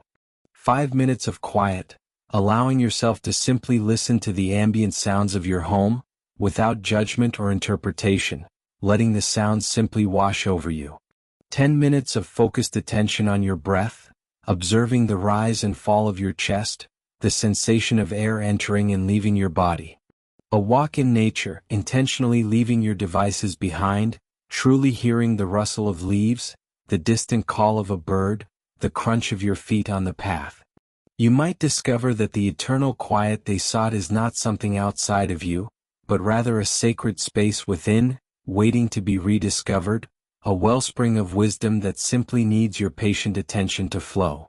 It is a gentle reminder that even in the midst of your busy modern life, pockets of profound stillness exist, ready to offer you a different kind of soundscape. The great listening, then, is not merely a historical footnote from the lives of ancient monks. It is a universal human capacity, a pathway to deeper understanding and profound peace. It is the art of hearing not just with your ears, but with your entire being, with your heart and your mind. And as you step back from their silent world, you carry with you the profound understanding that sometimes, the most important answers are found not in speaking, not in seeking, but in the quiet courage to truly listen. After understanding the quiet courage of listening, let us shift our gaze from the internal landscape to the external one these monks inhabited. You might imagine austerity as harsh, as a form of deprivation. But for those who embraced it, there was a profound and often quiet comfort to be found in the deliberate stripping away of excess. This was not about suffering for its own sake, but about creating space, about focusing on what truly sustained the spirit rather than merely the senses. Imagine yourself stepping into one of these monastic cells. You push open a heavy wooden door, perhaps unlatched or secured with a simple wooden peg. The air inside is cool, carrying the faint scent of old stone and seasoned wood. There is no elaborate tapestry, no painted fresco. The walls are bare, often rough-hewn stone or plastered earth, perhaps whitewashed to reflect the scant light from a small opening. Your gaze sweeps across the room, noting its profound simplicity. There is a simple, narrow bed, perhaps a wooden pallet or a mat of woven reeds, lying directly on the floor. A single wool blanket, undyed and coarse to the touch, offers the only warmth against the cool night air. A small, sturdy wooden table, worn smooth by countless hands and hours of quiet study, stands beneath a tiny window. The window itself is perhaps just a slit in the thick wall, admitting only a sliver of the outside world, framing a small patch of sky or a distant tree. There is no bustling street view, no grand vista. Just a hint of the larger world, enough to mark the passage of day and night. A wooden stool, a rough-hewn crucifix on the wall, and perhaps a clay oil lamp or a beeswax candle are the sum total of your possessions. There is no mirror here. Your reflection is found not in glass, but in the calm surface of a water basin, or more profoundly, in the stillness of your own mind. This starkness is not emptiness. It is a canvas, cleared of distractions, ready for introspection. Now consider the clothing you wear. Not silken robes, not ornate vestments, but a simple habit. Coarse wool, usually undyed brown or gray, fashioned into a tunic and a scapular. It is practical, designed for warmth in the cold and breathability in the sun. There is no fashion here, no adornment, no need to impress or distinguish yourself. This uniform removes the burden of choice, the fleeting anxieties of appearance. You feel the rough wool against your skin, a constant, gentle reminder of your vows, your commitment to simplicity. It is a garment of purpose, not vanity, and in that, there is a certain quiet dignity. Mealtime arrives, not with a fanfare of culinary delights, but with a quiet procession to the refectory. You sit at a long, unadorned wooden table. The meal is simple, perhaps a bowl of lentil or vegetable stew, a thick slice of dark bread and water. There is no rich meat, no sweet dessert, no intoxicating wine. You eat slowly, mindfully, savoring each plain bite. The flavors are earthy, honest. This is sustenance, not indulgence. Each mouthful is a reminder of gratitude, of the earth's bounty, of the hands that prepared it. The absence of excess makes the basic provisions taste remarkably satisfying. Hunger is assuaged, not overindulged, and in this measured approach, a deep appreciation for the fundamental necessities of life takes root. The hours of the day are filled with purposeful labor. You might find yourself in the scriptorium, copying sacred texts by hand, the gentle scratch of a quill on parchment the only sound for hours. Or you might be in the monastery garden, tending to rows of vegetables, feeling the cool earth in your hands, the sun on your back. Perhaps you are carving wood, weaving baskets, mending clothes, or performing the myriad of tasks required to sustain the community. Each action is performed with full attention, not rushed, not hurried. The repetition becomes a form of meditation, a dance of body and mind. The hands are busy, leaving the mind free to dwell on spiritual matters or to simply rest in the present moment. This physical exertion, far from being a burden, grounds you, connects you to the tangible world in a way that is utterly unpretentious and deeply satisfying. This disciplined way of life, this seemingly severe renunciation, actually created a deep, abiding comfort.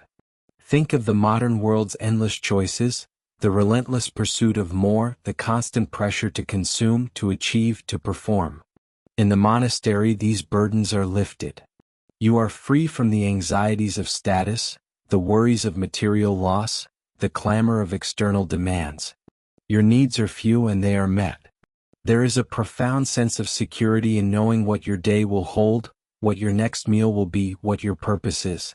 This predictability, far from being stifling, is liberating. The removal of external distractions creates an inner spaciousness. With fewer possessions, there is less to worry about, less to maintain, less to desire. This simplicity clears the mental landscape, much like clearing a cluttered room allows for clearer thought and deeper presence. The quiet hum of the monastery becomes a backdrop to your own inner peace. The silence is not an emptiness to be feared, but a vast, open canvas upon which your spiritual life can truly unfold without interruption. It is in this clarity that you begin to hear the subtler whispers of your own soul. You are not alone in this journey. You are part of a community, all sharing the same commitment, the same disciplines, the same spiritual path. There is a quiet strength in this shared purpose. The rhythmic bells marking the hours, the soft murmur of communal prayer, the shared labor. All these elements knit together to form a tapestry of collective intentionality. This shared life provides a quiet companionship, a sense of belonging that transcends superficial interactions. In this shared solitude, a profound unity is forged. Feel the solid ground beneath your feet as you walk the stone corridors. Note the way the sunlight streams through an archway, illuminating dust motes dancing in the air. The faint smell of burning wood from a hearth, the earthy scent of the garden after a rain, the subtle fragrance of beeswax from candles. These are the textures and scents of your world, unadorned, unfiltered. There is a primal comfort in these simple sensations, a deep connection to the elemental aspects of existence. They are grounding, real, and refreshingly honest. This austerity is not about suffering for its own sake. It is a deliberate choice to reorient your life, to discover that true richness lies not in accumulation but in liberation. It is the liberation from the relentless cycle of wanting, from the noise of the world, from the demands of the ego. It is the freedom to simply be, to connect with something deeper, more enduring than fleeting pleasures.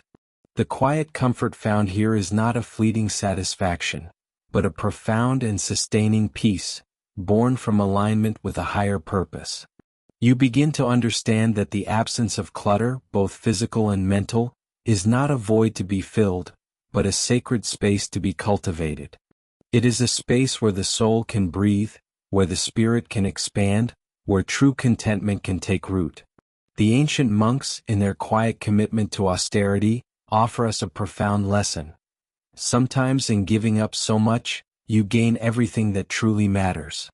This way of living invites you to consider what quiet comforts you might uncover by gently paring back the non-essentials in your own life, allowing the deeper rhythms of peace to emerge. You have contemplated the quiet comfort that emerges when the non-essentials are gently pared back, allowing deeper rhythms of peace to surface. Now shift your focus from the stillness of the mind to the stillness of the hands. For the ancient monks, peace was not merely an internal state, but a tangible output of their labor, a rhythm woven into the fabric of their daily existence.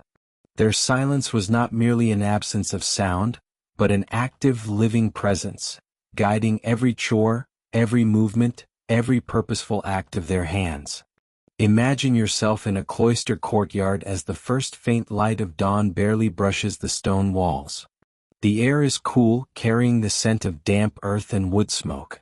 You watch as robed figures emerge from the dormitory, their footsteps hushed on the worn flagstones. There is no idle chatter, no hurried movements, only a collective quiet anticipation of the day's tasks. The silence is not oppressive, it is a breathable space, a shared understanding that each action is an extension of prayer.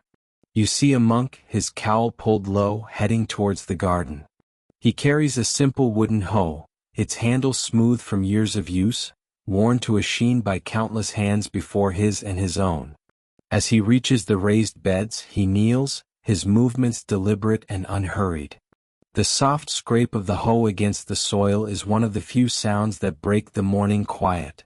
It is a rhythmic sound, a gentle scratching that speaks of turning earth, of preparing the ground for sustenance. You hear the faint rustle of leaves as he tends to young shoots, his fingers deft and careful, removing a stray weed. Each weed pulled is not just a garden task. It is a small victory over distraction, a physical manifestation of clearing the inner garden of the mind. The steady repetition of the motion, the slight resistance of the soil, the earthy scent released with each turn of the earth, All anchor the monk in the present moment, dissolving worries of the past or anxieties about the future. Think of the patience required.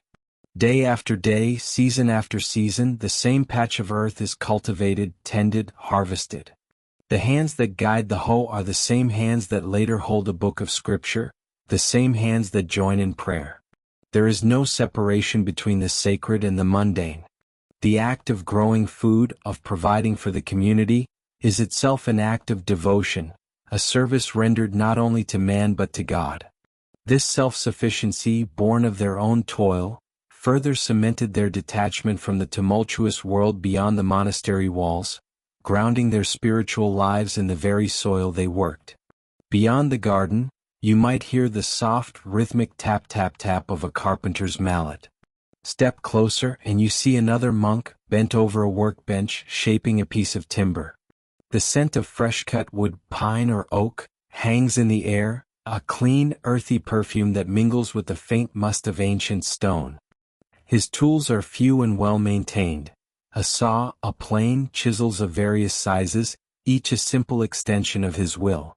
Each stroke of the plane peels away a thin curl of wood, revealing the smoother, lighter grain beneath.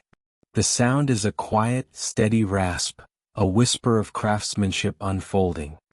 His gaze is fixed on the wood, his brow furrowed not in worry but in concentration, a deep immersion in the material before him. He is not merely building a bench or a door frame. He is imbuing the wood with his presence, with his intention, creating something durable and functional for the monastic life.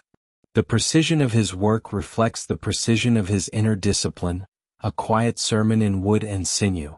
The very act of shaping an unyielding material with simple tools demanded a patience and a meditative focus that echoed their spiritual striving.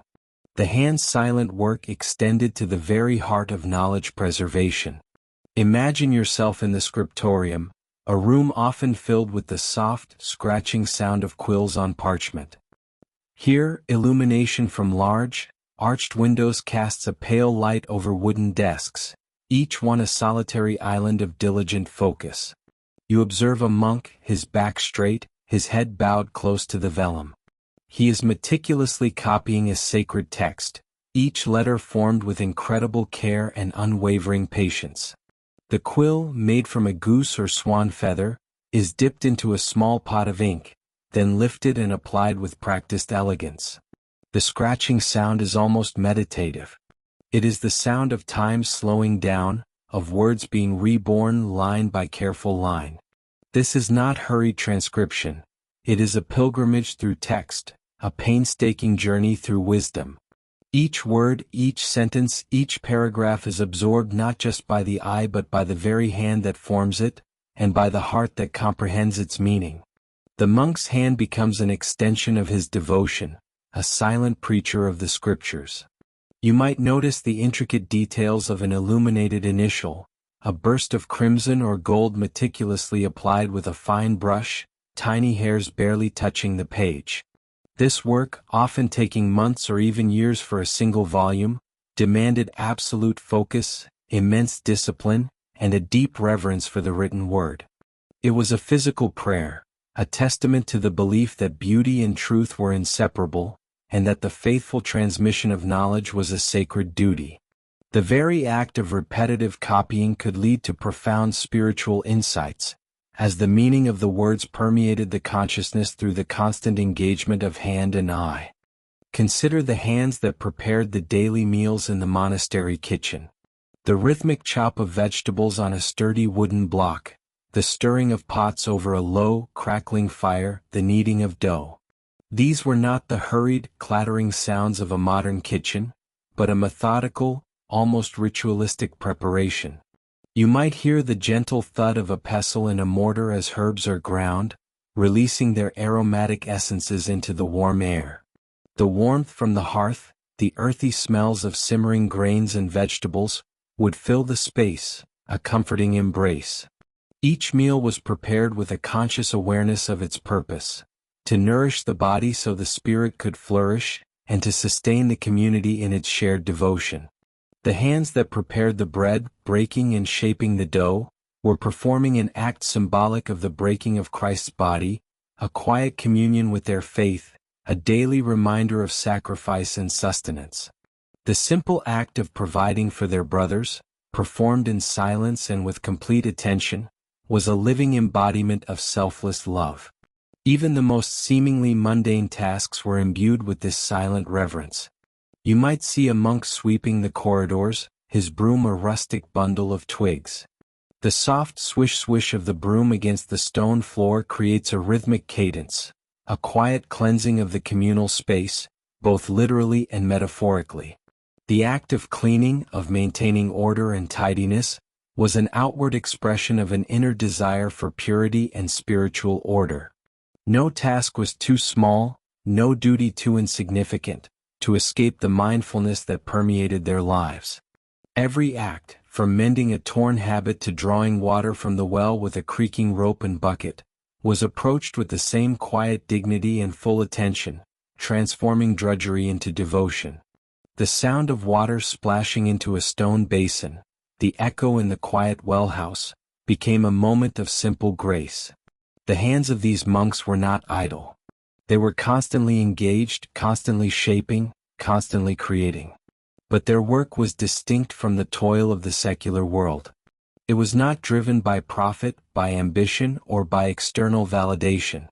It was driven by a deeper purpose: to contribute to the sustenance and spiritual well-being of the community, to honor God through their labor, and to discipline the self. The repetitive nature of many of these tasks was not a source of boredom, but a gateway to contemplation, a portal to deeper awareness. Each repeated motion, each familiar tool, served as an anchor, drawing the mind away from superficial thoughts and towards profound introspection. Imagine the feel of the rough linen habit between your fingers as you mend a tear, the steady pull of the thread, the rhythmic motion of the needle. This is not just mending. It is a meditation on wholeness, on repair, on making things last, a testament to stewardship and care.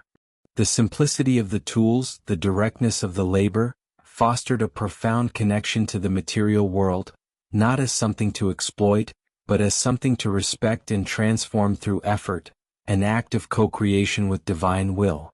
In this world, the distinction between work and prayer blurred until it was almost imperceptible.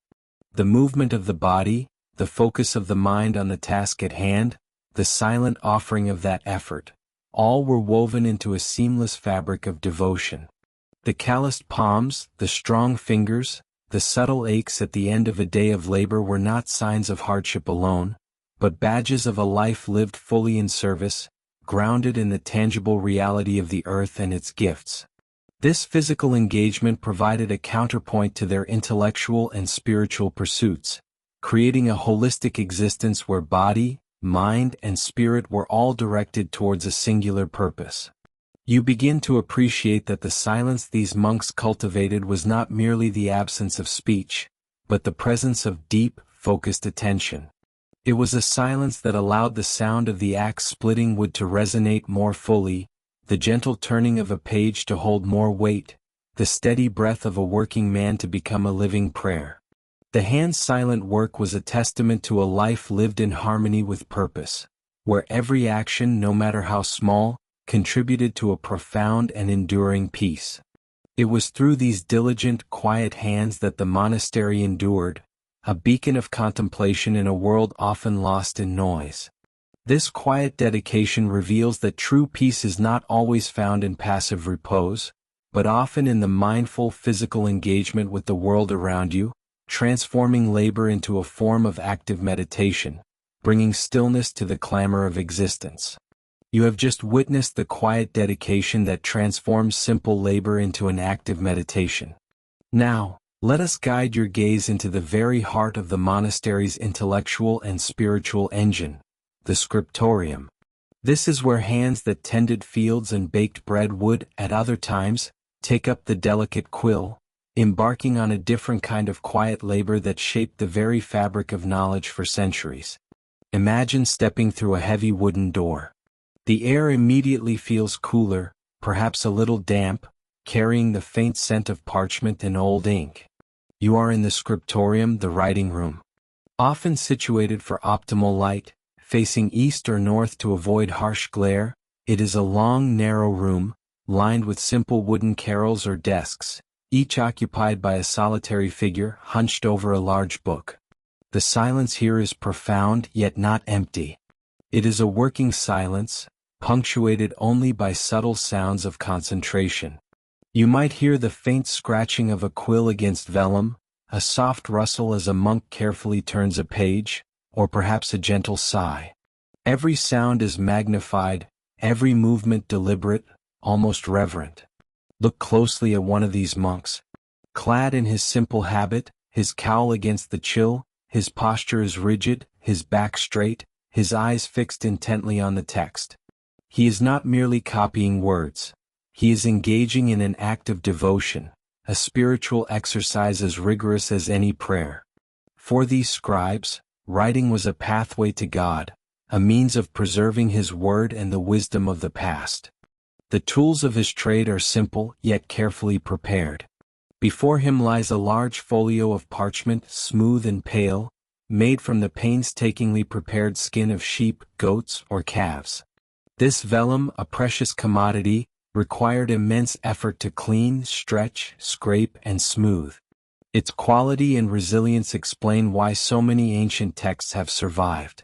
Next to the parchment, you see a small inkhorn holding deep black ink made from lampblack or oak galls, mixed with gum arabic. Quills, several of them, fashioned from goose or swan feathers, are meticulously cut and sharpened. A small, sharp knife rests nearby for sharpening quills, erasing errors and steadying parchment. Watch as the monk dips his quill into the ink. His movements are slow, precise, almost ritualistic. He brings the quill to the prepared page, where faint ruled lines guide his hand, ensuring straightness. Then, with a steady hand, he begins to form the letters, one after another, in an elegant, uniform script. This is not hurried work. A single page could take hours, an entire book many months or even years. Consider the immense patience required. Each letter is a small act of creation.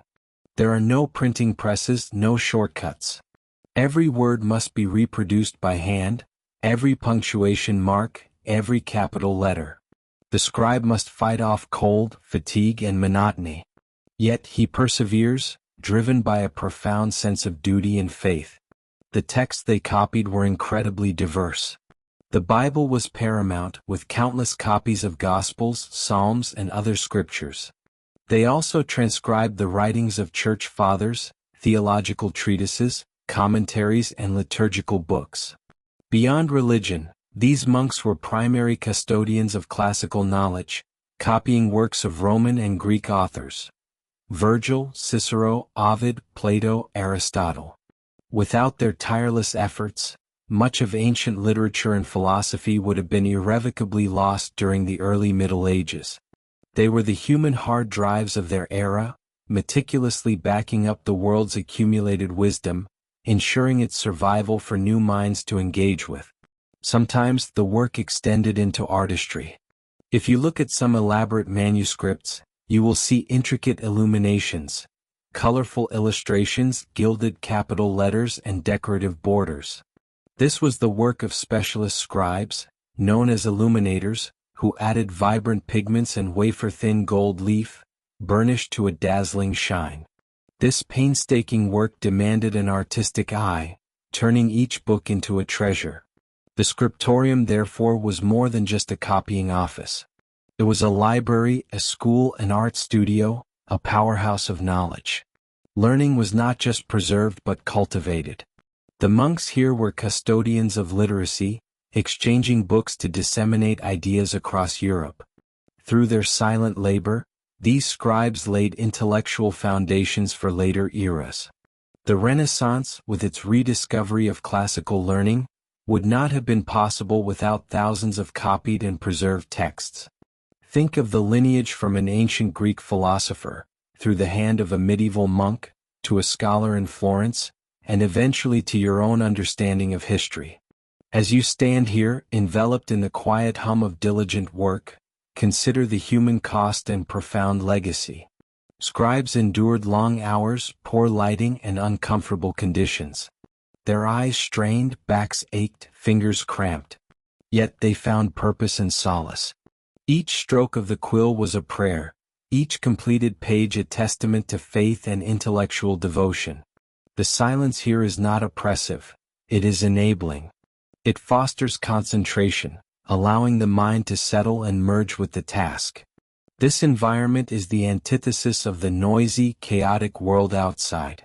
Here, time seems to slow, allowing the monumental task of preserving human knowledge to unfold, letter by painstakingly crafted letter. You can almost feel the weight of history in these pages, the countless hours of human effort within each bound volume. The subtle scent of old paper and ink is the aroma of centuries of wisdom, carefully transcribed and protected. These books were vessels of truth, faith, and knowledge, hand-delivered across generations by men who chose a life of quiet service. Their names are mostly lost to us, anonymous heroes of the written word. But their collective achievement is undeniable. Every time you encounter a fragment of ancient philosophy, a historical account, or a biblical verse, remember the silent scribes. Remember their cold scriptoria, their weary eyes, and their steadfast hands. They were the guardians of our collective memory, the silent architects of the intellectual bridge that connects the distant past to our present, built one careful stroke of a quill at a time, in the profound quiet of their solitary work. The stillness here, paradoxically, created an echo that has resounded through all of human history. You might imagine the monk's influence ending at the monastery gates, or perhaps at the edge of the parchment he painstakingly inscribed. Yet their impact, much like the gentle, persistent drip of water eroding stone, reached far beyond these confines, shaping the very bedrock of European society and culture in ways you may not immediately perceive. This unseen legacy is often more profound precisely because it operated beneath the surface, a quiet current guiding the flow of civilization. Consider for a moment the very land around these monastic settlements. When you conjure an image of a medieval monastery, you likely envision grand stone buildings, perhaps a towering church, but also fertile fields, well-tended gardens, and carefully managed forests. These were not merely picturesque backdrops. They were living laboratories of agricultural innovation and disciplined stewardship. Before the monks, much of Europe was a tapestry of untamed wilderness, fragmented estates, and inefficient farming practices. The monastic orders, particularly the Benedictines, brought with them a profound ethic of labor and order. Their motto, Ora et labora, pray and work, was not simply a spiritual directive, but a practical blueprint for transforming landscapes. You watch as a group of robed figures, silent save for the rustle of their habits and the rhythmic sound of their tools, clear a dense thicket of brambles. They drain a marsh, diverting water to create irrigable land.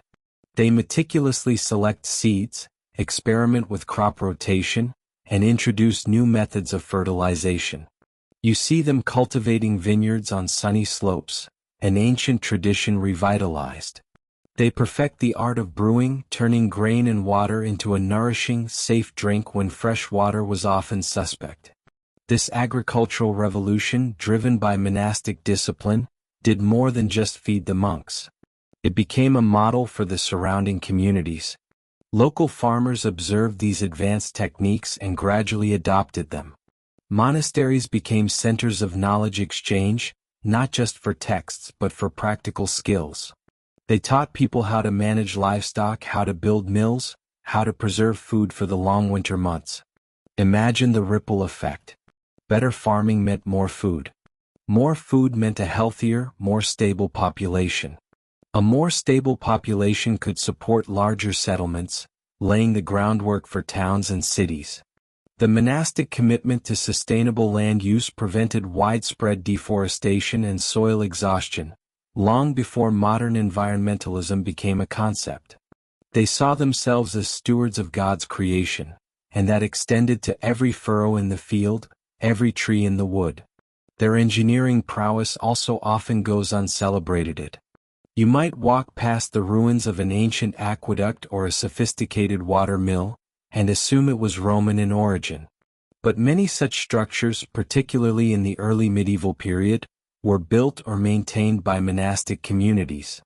They mastered hydraulics, diverting rivers and streams to power grinding mills, sawmills, and even early industrial workshops within their compounds.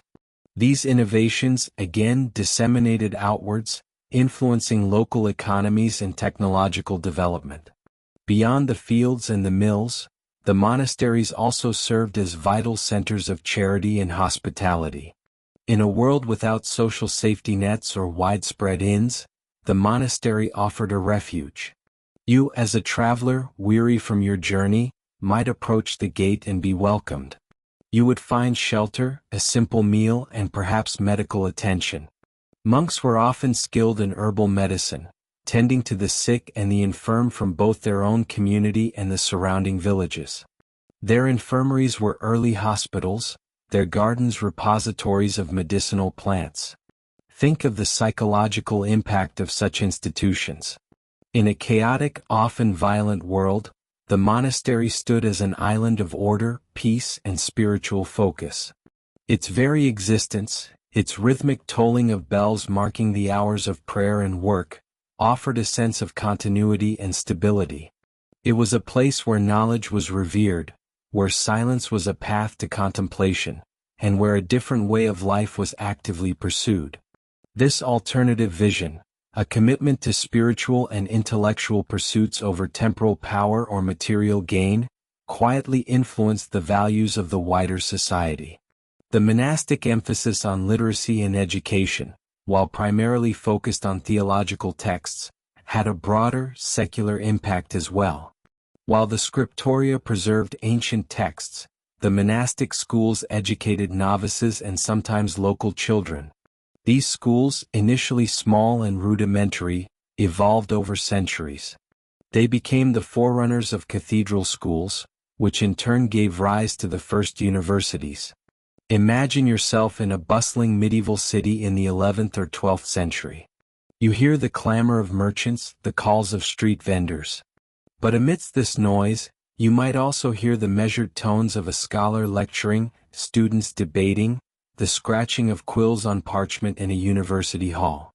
These centers of learning, where logic, rhetoric, philosophy, and law were studied, owe an immeasurable debt to the monastic tradition that kept literacy alive through the so-called Dark Ages.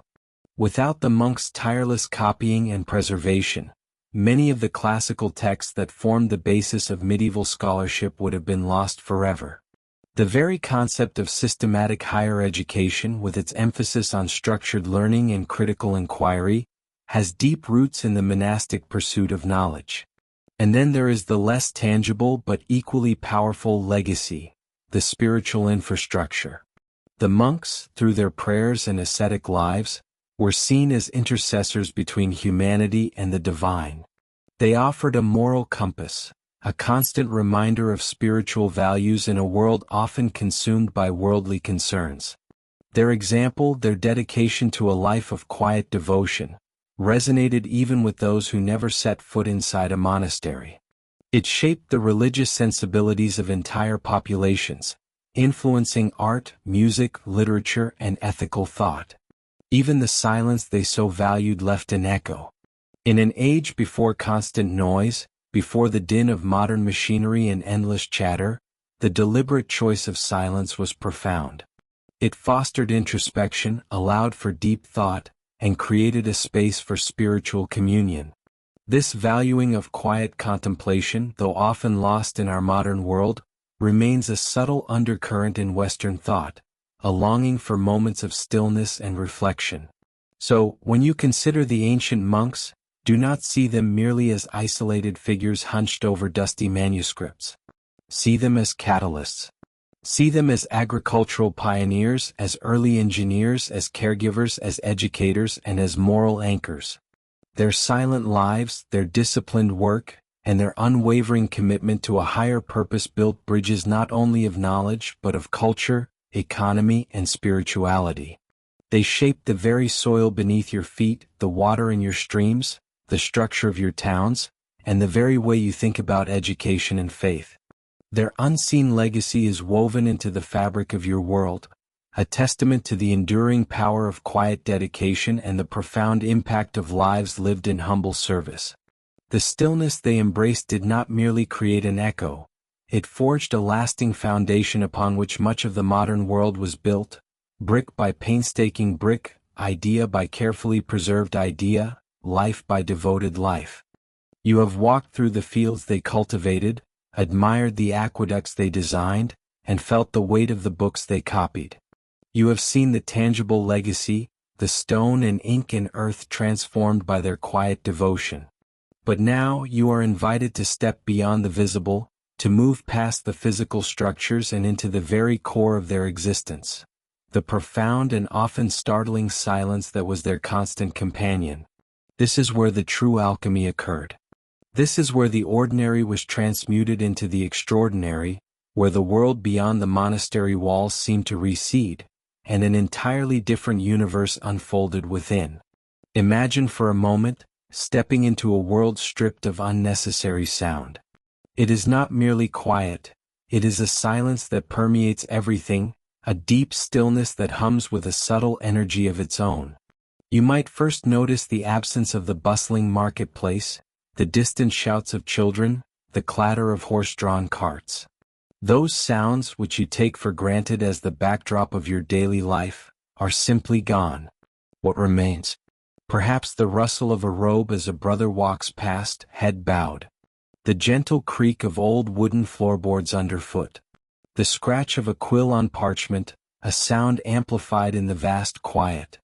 The distant chime of a bell, marking the hours for prayer, resonating with a clarity you have never experienced before. This is the soundscape, or rather the lack thereof, that defined the monastic life. For many of these ancient monks, silence was not merely an absence of noise, it was a discipline, a spiritual practice as rigorous as fasting or manual labor. It was a pathway to inner truth, a condition deemed essential for hearing the divine, for understanding oneself, and for cultivating true wisdom. You are asked to confront your own relationship with silence. How often do you truly experience it in your own bustling world? How comfortable are you with its stark embrace? In the early monastic communities, especially those that followed the rule of Saint Benedict, silence was meticulously cultivated and fiercely protected. It was not a luxury, it was a necessity. You learned that certain hours were designated for absolute quiet.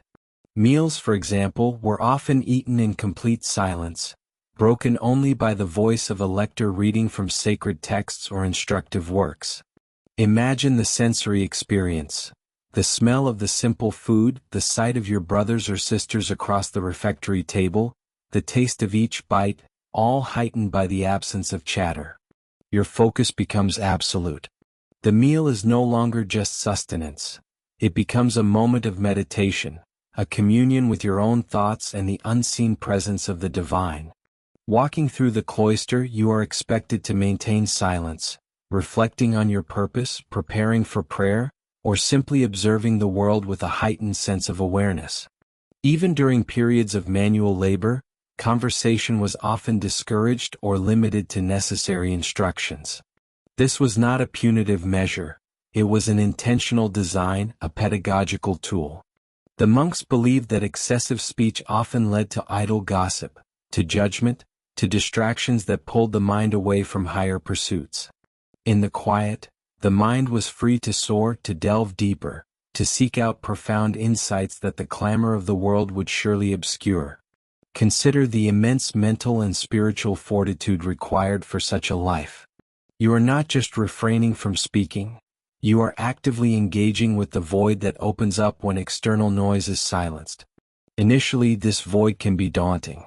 Your own thoughts, often unruly and scattered, might rush in to fill the space. Fears, anxieties, desires, memories, they all clamor for attention. This is precisely the point. The silence forces you to confront yourself, unfiltered.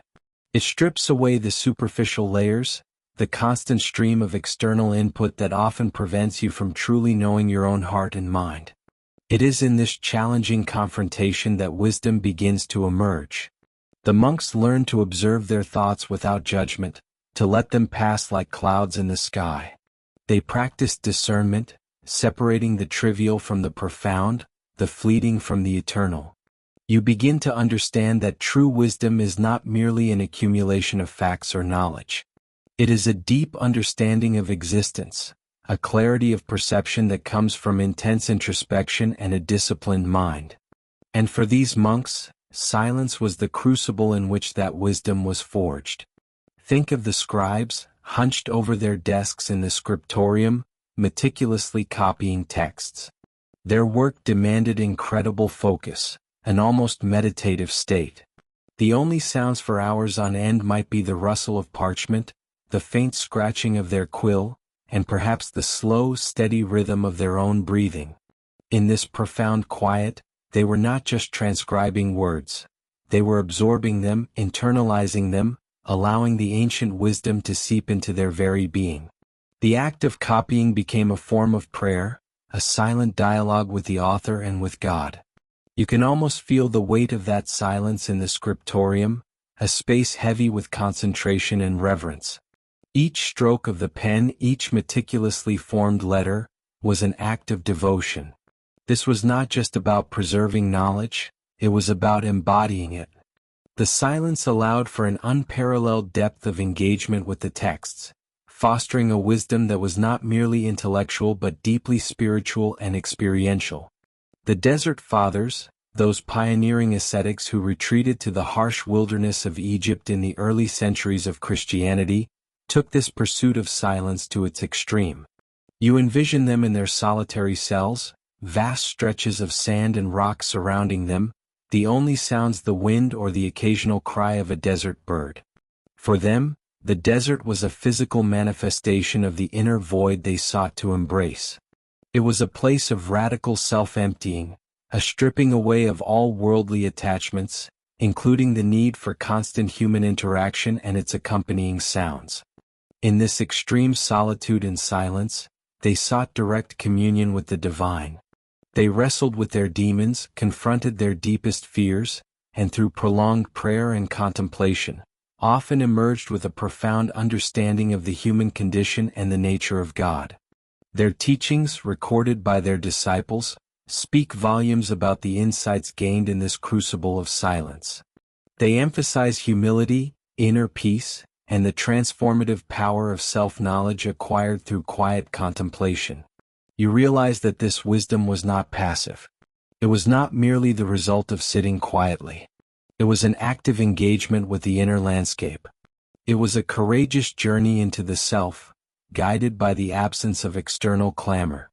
The monks, through their commitment to silence, developed an acute sense of awareness, a sensitivity to the subtle nuances of their inner and outer worlds. They learned to listen differently, not just with their ears, but with their entire being. This deep listening cultivated empathy and compassion. When you spend so much time in quiet introspection, observing the workings of your own mind and heart, you gain a deeper understanding of the struggles and triumphs inherent in the human experience. This understanding then informed their interactions with the world when they did speak, or when they ministered to others. Their words carried weight, imbued with the clarity and wisdom forged in the furnace of silence. Imagine a monk who has spent decades cultivating this profound inner quiet. When he finally speaks, his words are measured, deliberate, and often profound. There is no idle chatter, no superficiality. His wisdom is not just theoretical, it is lived, breathed, and embodied. His very presence might exude a sense of calm and clarity that is deeply impactful. This is the practical manifestation of wisdom born in the void. The monastic commitment to silence also fostered a deep connection to the natural world. When the human noise subsides, the sounds of nature become more pronounced, more intimately experienced. You hear the chirp of crickets, the rustle of leaves, the distant call of a bird, the murmur of a stream, all of which were often seen as voices of creation, speaking of God's presence and power. The monks, living in close harmony with the land they tended, were acutely aware of these rhythms, these subtle communications from the non-human world. Their silence allowed them to truly listen. This profound ecological awareness, born from quiet observation, influenced their sustainable practices and their reverence for creation. It was not just an intellectual concept, it was a deeply felt experience, nurtured by the absence of distraction.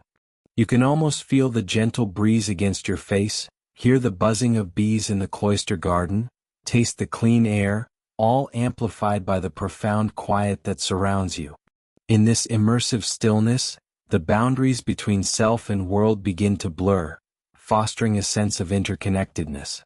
Ultimately, the wisdom cultivated in the monastic void was not meant to be kept solely within the monastery walls. While it was deeply personal and spiritual, it had a profound ripple effect on the wider world. The writings, the spiritual guidance, the very example of their lives offered a counter-narrative to the clamor and distractions of secular society. Their wisdom was a quiet beacon, guiding generations. You see that the void of silence was not empty at all. It was in fact incredibly rich and fertile. It was a space where attention was purified, where consciousness was expanded, and where the deepest truths could be apprehended. It was the canvas upon which inner transformation was painted, stroke by silent stroke. It was in this sacred quiet that the ancient monks found not just peace, but power. The power of self-mastery, the power of profound insight, and the enduring power to inspire. Their lives, lived in apparent stillness, demonstrate that sometimes, the greatest wisdom emerges not from what is said, but from what is left unsaid, from the intentional embrace of a profound and sacred silence. You stand on the quiet threshold, looking back at the centuries of deliberate silence, and you might wonder how such an absence of sound could ever leave an imprint. How could lives spent in profound quietude, far from the bustling marketplaces and the clamor of political arenas, truly shape the world? Yet, the influence of these silent ones, these ancient monks, has proven to be as enduring as it is subtle, a gentle echo that continues to resonate across the vast expanse of human history. You begin to understand that their commitment to silence was not an act of withdrawal from the world, but often, a profoundly intentional engagement with it on a different plane. Their quiet dedication created an atmosphere, a spiritual current, that flowed far beyond the stone walls of their monasteries.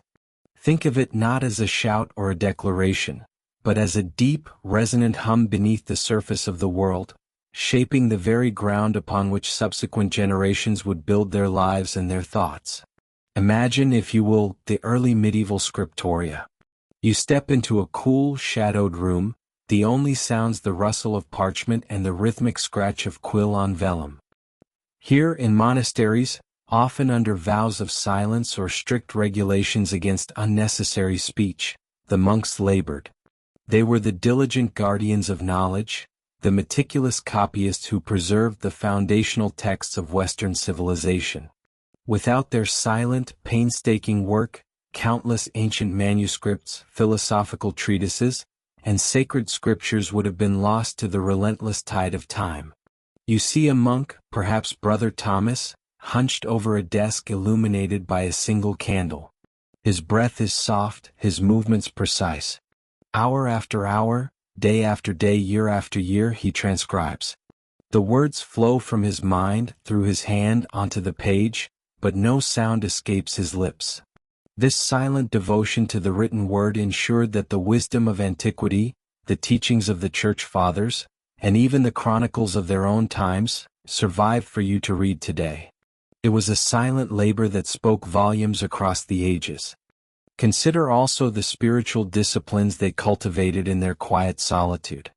Their interior journeys, their wrestling with temptation, their pursuit of divine union, these were not merely personal quests.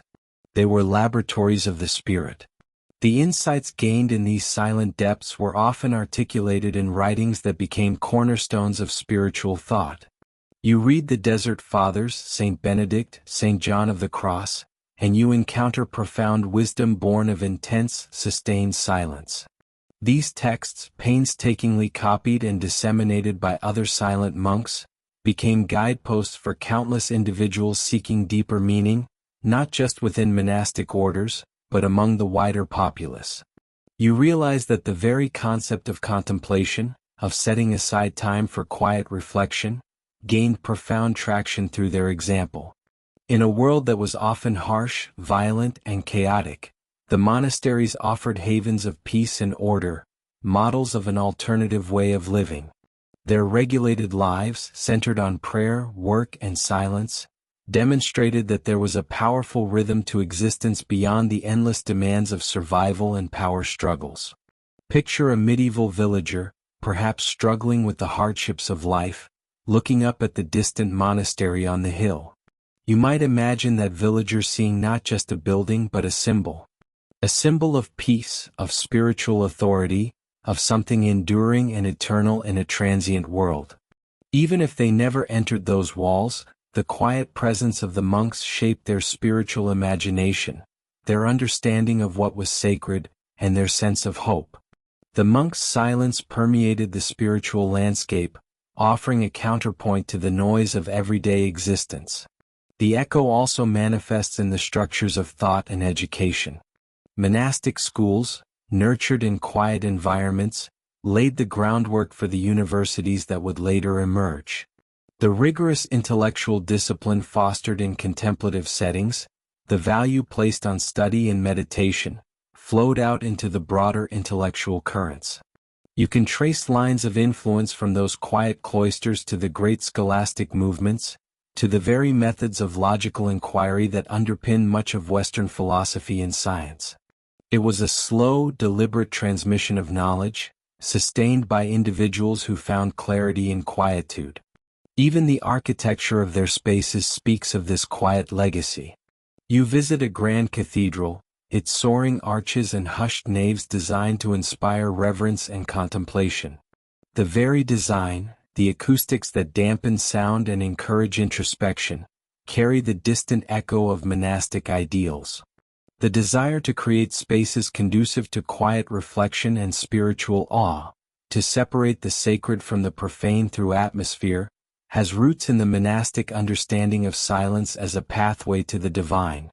As you consider the long sweep of history, you might also notice how the values associated with monastic life, simplicity, discipline, introspection, a turning inward, have periodically resurfaced in different forms throughout the centuries.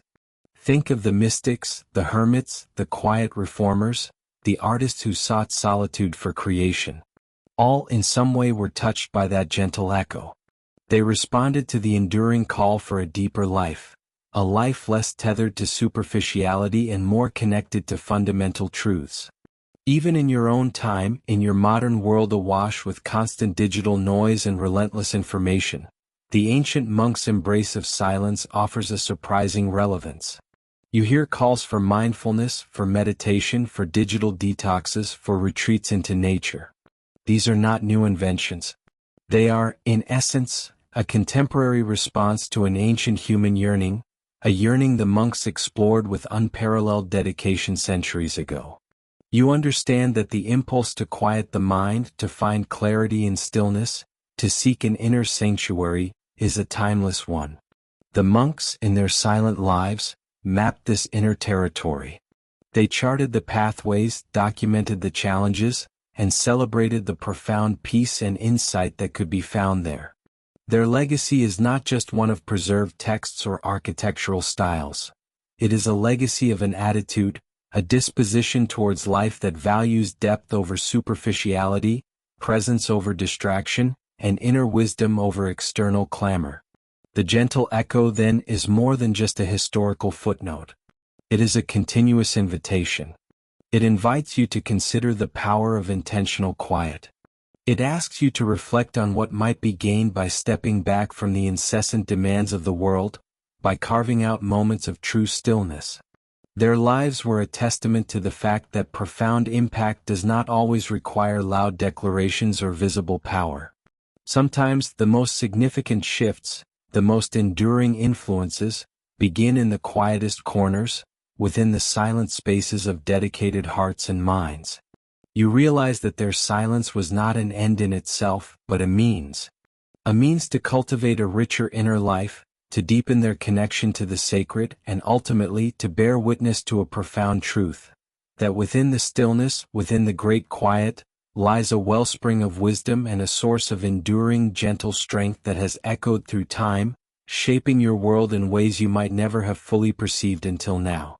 This quiet legacy, this constant, soft reverberation, reminds you that sometimes the softest sound carries the most profound message, shaping not only individual souls, but the very course of human civilization. This brings you to a deeper appreciation of what it means to truly listen, not just to audible sounds, but to the subtle currents of influence that flow from the past into your present. The monks, in their quiet lives, teach you to listen for the whispers, for the undertones, for the silent stories that continue to unfold around you.